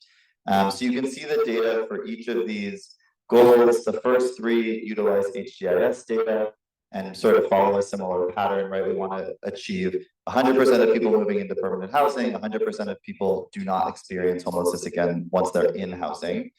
And we can use our baseline data and keep it up to date with the HGIS data every quarter that we get it to understand how are we moving, what direction are we going, and are we moving towards our goals. Goal number 4 is really reliant on the data sharing that we've been talking about, right? So this is the HGIS data sharing with the Health and Human Services Agency systems. So we are still working on how do we connect those 2 systems in order to understand who is at risk of experiencing homelessness and what services, sort of social services, are they able to access that could be preventing them from experiencing homelessness. So we don't have the baseline data for that yet, so we didn't want to set an arbitrary goal, but right, ultimately the goal and the North Star would be to have everyone who needs one of these social services to have access to them in order to help them prevent their homelessness. So we are actively working on that. And then goal number 5 is really in line with our statewide housing plan goals of getting 2.5 million units, 1 million of which are for low and very low income households. And you can see sort of the baseline data through 2023 and the 3-year goal here as well. So that's where we landed on our goals. I will go to our strategic investments. So the strategic investments, as you remember, are all the programs here on the left. And we've associated them with each of our goals, right? So we're picking on HCD here because these are the first 3 in the plan. But you can see we have a list of programs, a short description, and really trying to understand, you know, where does Home Key Tribal Program, where does ERI, which goals do those contribute to, so that we can begin to understand which programs are moving us towards which goals. Long list of, I think, 54 programs that we have, strategic investments that we have in the plan, that we can really see sort of the balance of how many contribute to each goal. Then we have our action areas. And as a reminder, each action area has an equity framework associated with it, right? So in order to help us orient the work, assess whether the work that we're doing and implementing is equitable, and help design the work in the future, right? We've associated an equity framework with each action area based on the type of work that it is. And the action areas, as a reminder, are really the tools that we think the state has to use, is able to use in order to prevent and end homelessness. So in addition to funding those strategic investments, we are increasing people's access to housing and services, using the equity-based decision-making framework, which is really meant for policy and funding interventions. Action area, oh, the clicker's going wild. Action area 2 is coordinating and streamlining state programs, using a collective impact 3.0 for racial equity and social justice framework. Action area 3 is around engaging partners and communities, and our framework for that is equity-centered community design. Action area 4 is using data strategically.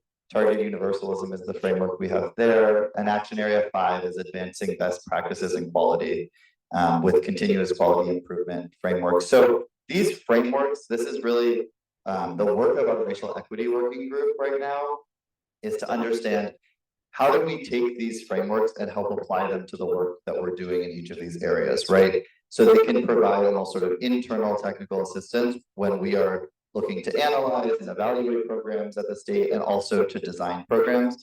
So similarly to how we have set up the LEAP and the advisory committee, right, where they, you know, can take project requests and help you all work on different things and provide their guidance. That's sort of the hope with the racial equity working group as well. And so, yeah, these are 5 tools that we use to prevent and end homelessness.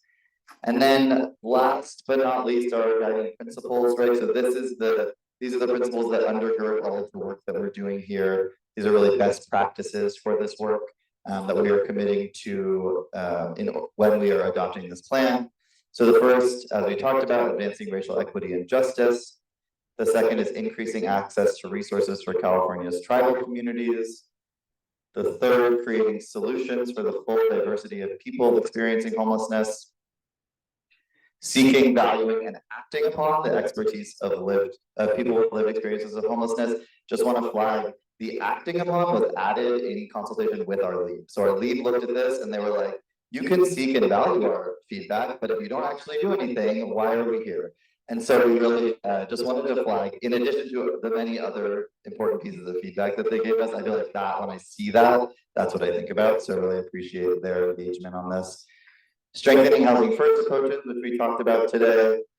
Balancing prevention, crisis response, and permanent housing solutions. Advancing trauma-informed care, person-centered services, and aligning health, housing, and homelessness strategies. So each of these is a huge, broad area of work, right, that is really important. We have more description about each of them in the plan and what it looks like to commit to those.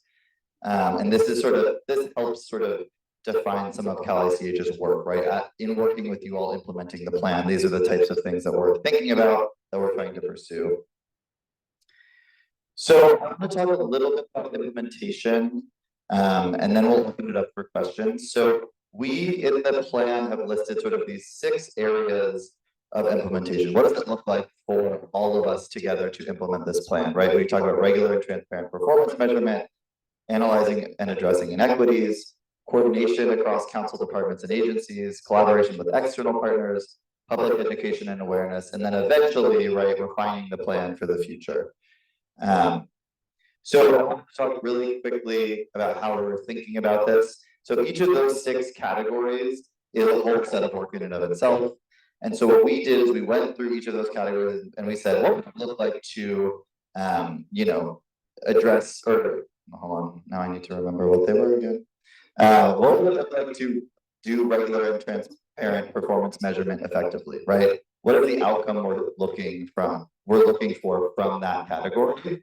And then based on those outcomes, we determine what work streams that we have going on, right? What projects we have, what work we have planned that are going to lead us to those outcomes. So it is on the screen. I could have just clicked it. But yeah, we identified those 6 categories. For each category, we identified 4 to 6 outcomes to provide sort of a vision of what successful implementation looks like. And then from that, we sort of have 24 different work streams that will contribute to those outcomes and sort of move us towards successful implementation. As an example, so I'm just going to take one category and one outcome just to give you a sense of how we did this. So for regular and transparent performance measurement, one of the outcomes we listed was that if we're implementing this successfully, state departments and agencies, along with Cali CH staff, would be collaboratively looking at data regarding the implementation and outcomes of our strategic investments in order to really identify opportunities to strengthen impact, right? So one of the outcomes of doing this performance measurement is that we're doing this collective data analysis and understanding of our impact.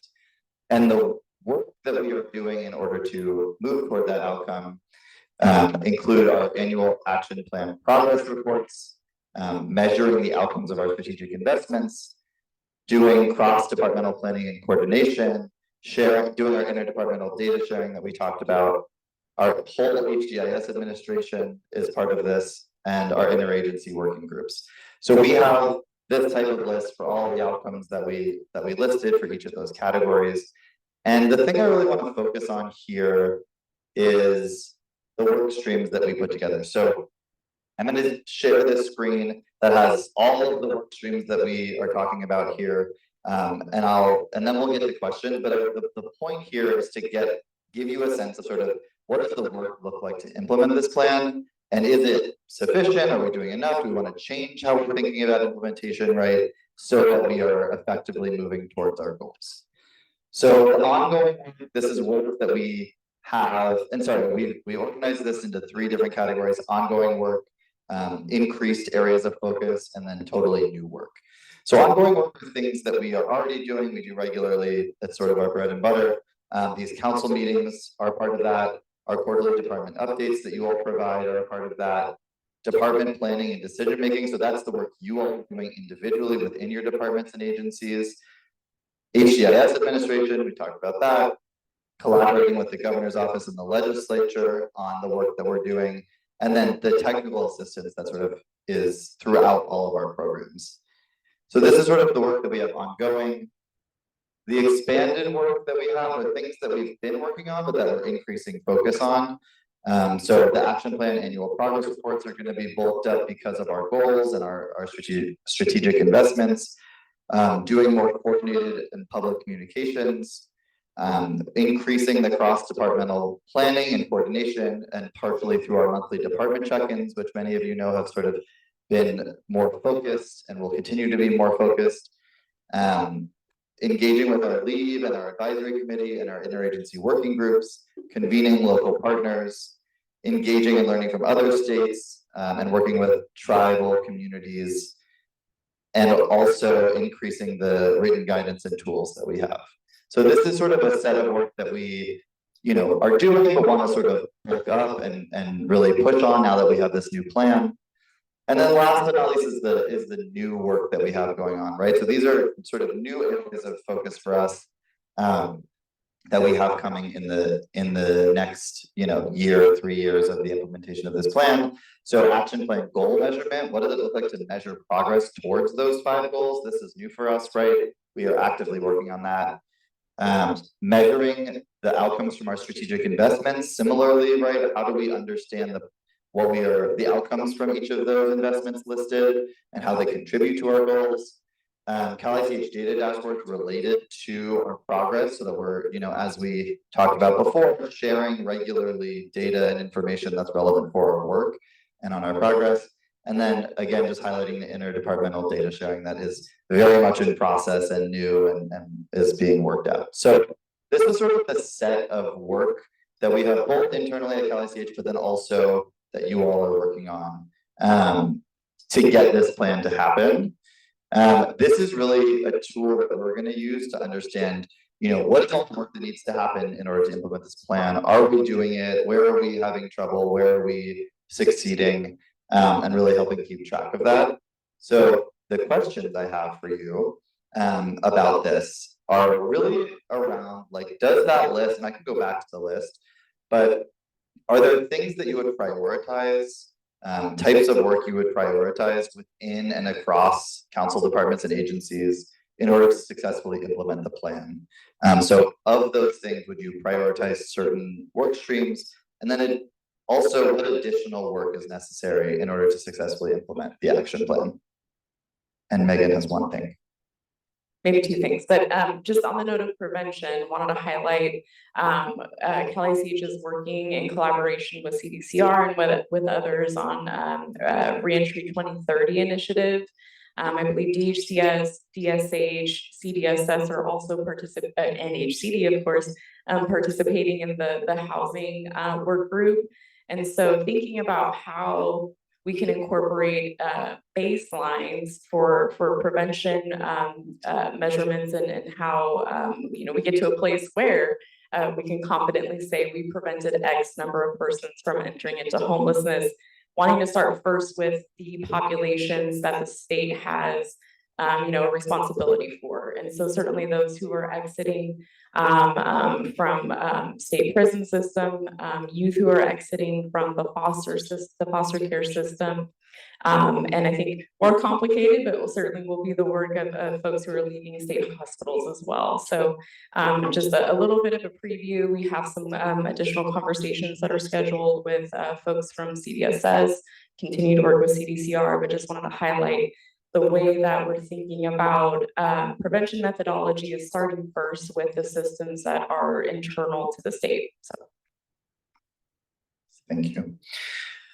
So, I don't hear, but any questions about sort of where we landed with this? So happy to hear. We're really focused on jumping into implementation, but if there are any questions on anything I talked about here, also I know I talked quickly, so happy to jump back to any slides as well.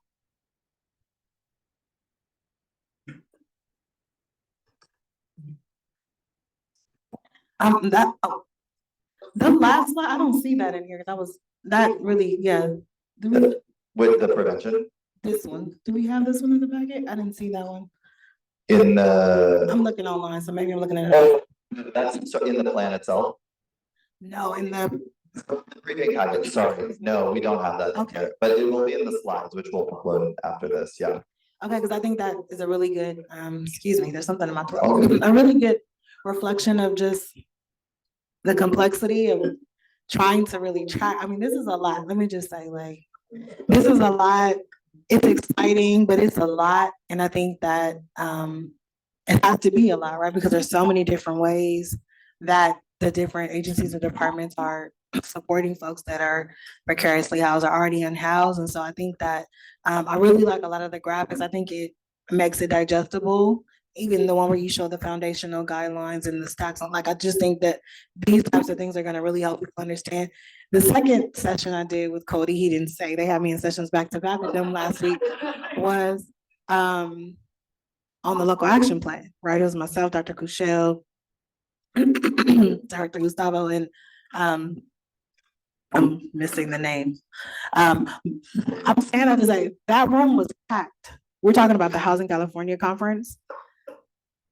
There was standing room only. There were people outside. I'm saying that to say, and when Cody did his poll of who was in the room, there was the majority were local governments, and then obviously you had housers, you had service providers. But I'm not exaggerating. Packed, because a lot of people don't really understand what this is. It's such a big concept. And so there's a lot of interest is my point. And I think that the more, as we think about how we're measuring, right, and I know we're still working on that. And even I'm looking at the reports from the departments right now as well. I think really making sure that we can make things digestible for folks, given the complexities of it, and really help seeing that there is progress and lay it out in a way where people can understand out without getting into the granularities of it is going to be critically important. I think this is a really good start. I'm excited about this presentation, but just people are very interested. And now there's even more interest because people have a better understanding. Most folks made a beeline to Giselle after that meeting. She had a line of people because there's just a significant amount of interest in what is our state going to do. The local governments and COCs and cities and counties in particular are interested in how is this going to impact or improve how we're doing our work, how we're funded, this strategy, the thinking behind how our respective communities are being supported by all these different agencies and departments. So I think it's just, there's an interest, there's a buzz, there's excitement, and I think we're moving in the right direction. So thank you all, and let's continue to make it digestible. With that said, the director's report, I'm excited to see that it's structured, right? And that there is an organization and it's not just a lot of different formats. So thank you for that. I think that, you know, again, because different, and this will be done quarterly, right? I think like the references to the different parts of the action plan, just maybe a summary page of what all those things are so people know what we're talking about. But I'm really excited again, we're moving in the right direction because people do want to know, and they don't just want to hear we're working on it. They want to see the progress. So thank you all for being thoughtful. And I'm here to support in any way I can to continue to make these complex activities more digestible for folks to understand. Yeah, thank you, Veronica. And I just for those who haven't looked deeply at the department updates yet, we did change the structure of them, that they are organized around the actions in the plan, right, and the strategic investments, so that it's, and I think Veronica has been asking for this for 2 years now, so we were finally able to do it. So we might not always do things immediately, but we will do them. In a way to give people a way to understand what progress is happening each quarter on these plans, not saying that there will always be progress every quarter on every single thing, but to give folks a sense of like, how are we moving towards the work that we committed to. Any other ideas here? Yeah.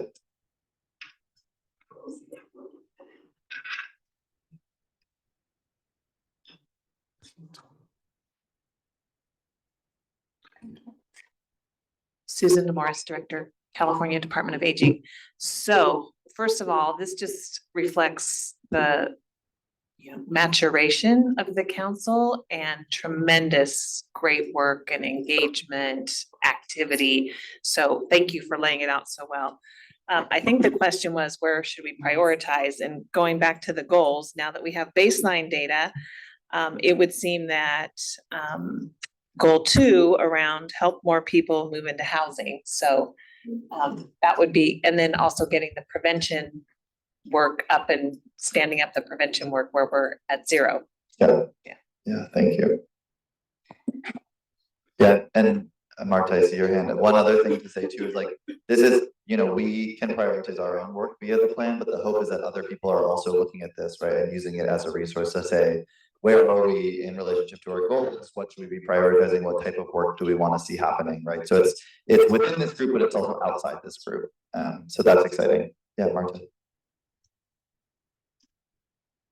Just my initial reactions and thinking through some of what Councilmember Luke shared about coordination, and every moment's a pivotal moment for coordination, but a lot changing right now, a lot going on. So cross-departmental planning just pops out to me as such an area to continue prioritizing. How can we be proactive? I know we are so busy, but continuing to be ahead of many things we know are coming, and planning, pre-disaster planning, all sorts of things that we're always trying to improve upon. And so I think even taking the new structure of the updates and thinking, how can we as departments look at what the other departments are doing in that, and really think about, oh, where does my work fit in with theirs, and maybe like create action items off of that. And then just, what would a housing first version of coordination look like? It's so interesting. I just feel like mulling that over in my mind. And it's like, could we create goals around, really implementing the most person-centered version of coordination also? So that's kind of where I'm thinking, and just it's a time for really working together. Yeah, thank you. And with, AB 799 allow, yes, we're all incredibly busy. Proactive coordination is great, but now that there's required coordination, and required commitments for reporting and all of those things, it's an exciting place to be in. So, from a housing first perspective, we did an exercise that I thought was, time very well spent with CDCR folks, getting their contract language and how they talk to their contractors about housing first. And even before that, how is the language expressed in NOFAs? Like how are we setting those expectations, before services are expected to be provided? So, around, coordination across our departments, coordinating NOFA calendars, having a single site. And I pick on CDSS because they're closest in terms of, offering technical assistance, having a newsletter. So we have folks, Kelly staff now are looking across all of our council member departments, who has newsletters, who's discussing and promoting information around housing and homelessness, so that we are speaking with the one voice, so that we're rowing in the same direction. And more importantly, the people who rely on these services, can trust that the state is working together to eliminate as many challenges and barriers to accessing the services as possible. So.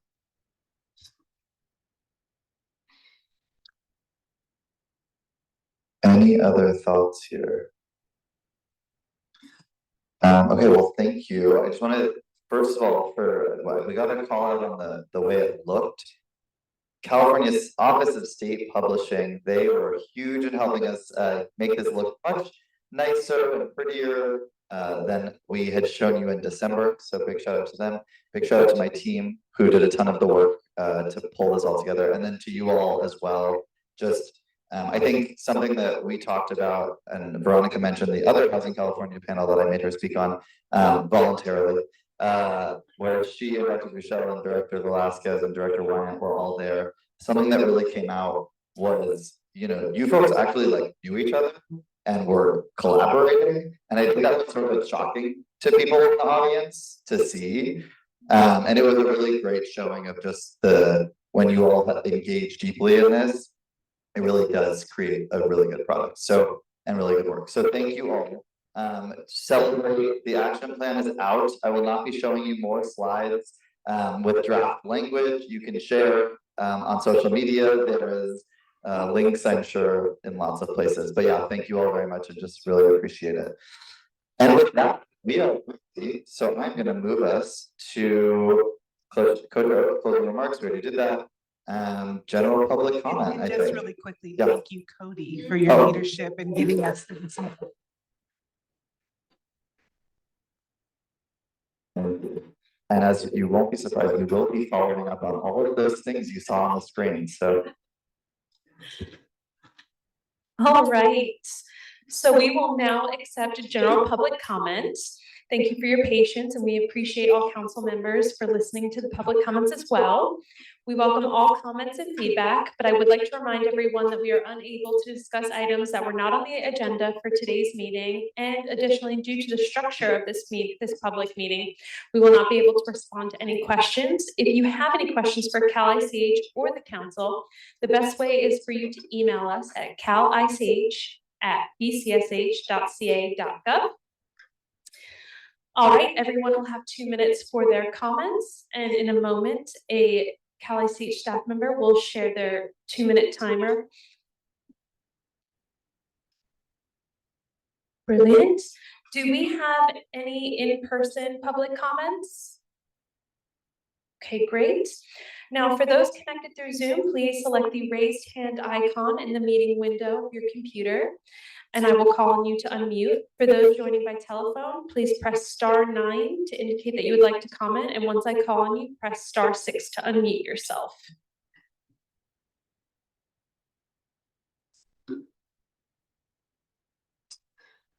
Okay, Ludmilla, go ahead, you have 2 minutes.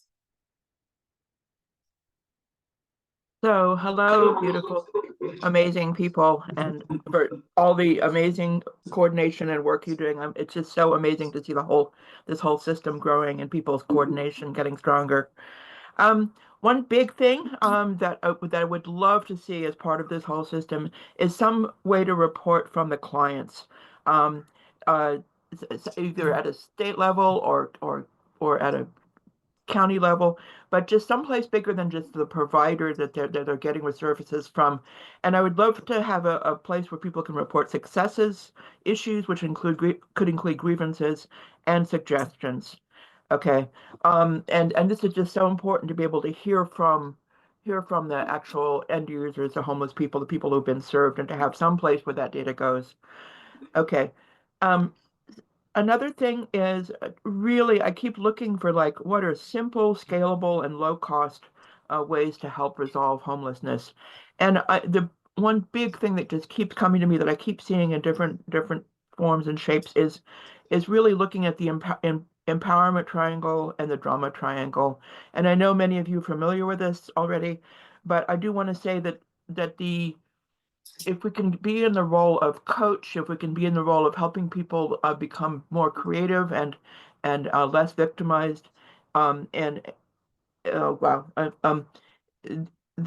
really help. And the places where our systems are working is when they're working with the empowerment triangle. The areas where we're going to fail or too much money are when we're being too much of a rescuer, or when people are being too much of a victim, or when people are being perpetrators. Okay, and thank you for hearing that. One really big thing to build capacity at community college level. It'd be great to see in the human services. Santa Rosa Junior College has great programs for social work and human services, and they have advocacy and addiction recovery. If we could see homelessness skills in there also as part of their both credit programs and certificate programs, that would be great, of course. Okay, thank you so much. I think I'm out of time. Thank you, Ludmilla. All right, I see no other hands raised. So I will pass it to Megan Marshall to give us our final adjournment and final remarks. Thank you, Claire, and thank you everyone for wonderful public comment and engagement. Council members, certainly for your thoughts and feedback, your patience. As this is always a long meeting, but always a fantastic discussion. One thing I did forget to mention in the my opening remarks is that again, back to hearing season. This is an interagency council, and so CalICH is here to support our respective council member departments and agencies. There's a multitude of hearings, but next week there's one on older adults in homelessness, and I will be participating alongside CDSS in that discussion. So please, as you are asked to speak or asked to present things, always include CalICH. We're happy to support you all in those efforts. So, and with that, this meeting is adjourned at, let's call it 3:40 p.m. To receive up-to-date information on the council's activities, please sign up on the council's email list. There's a sign-up option on the council's webpage, and as always, we encourage folks to follow CalICH on social media platforms. Thank you all.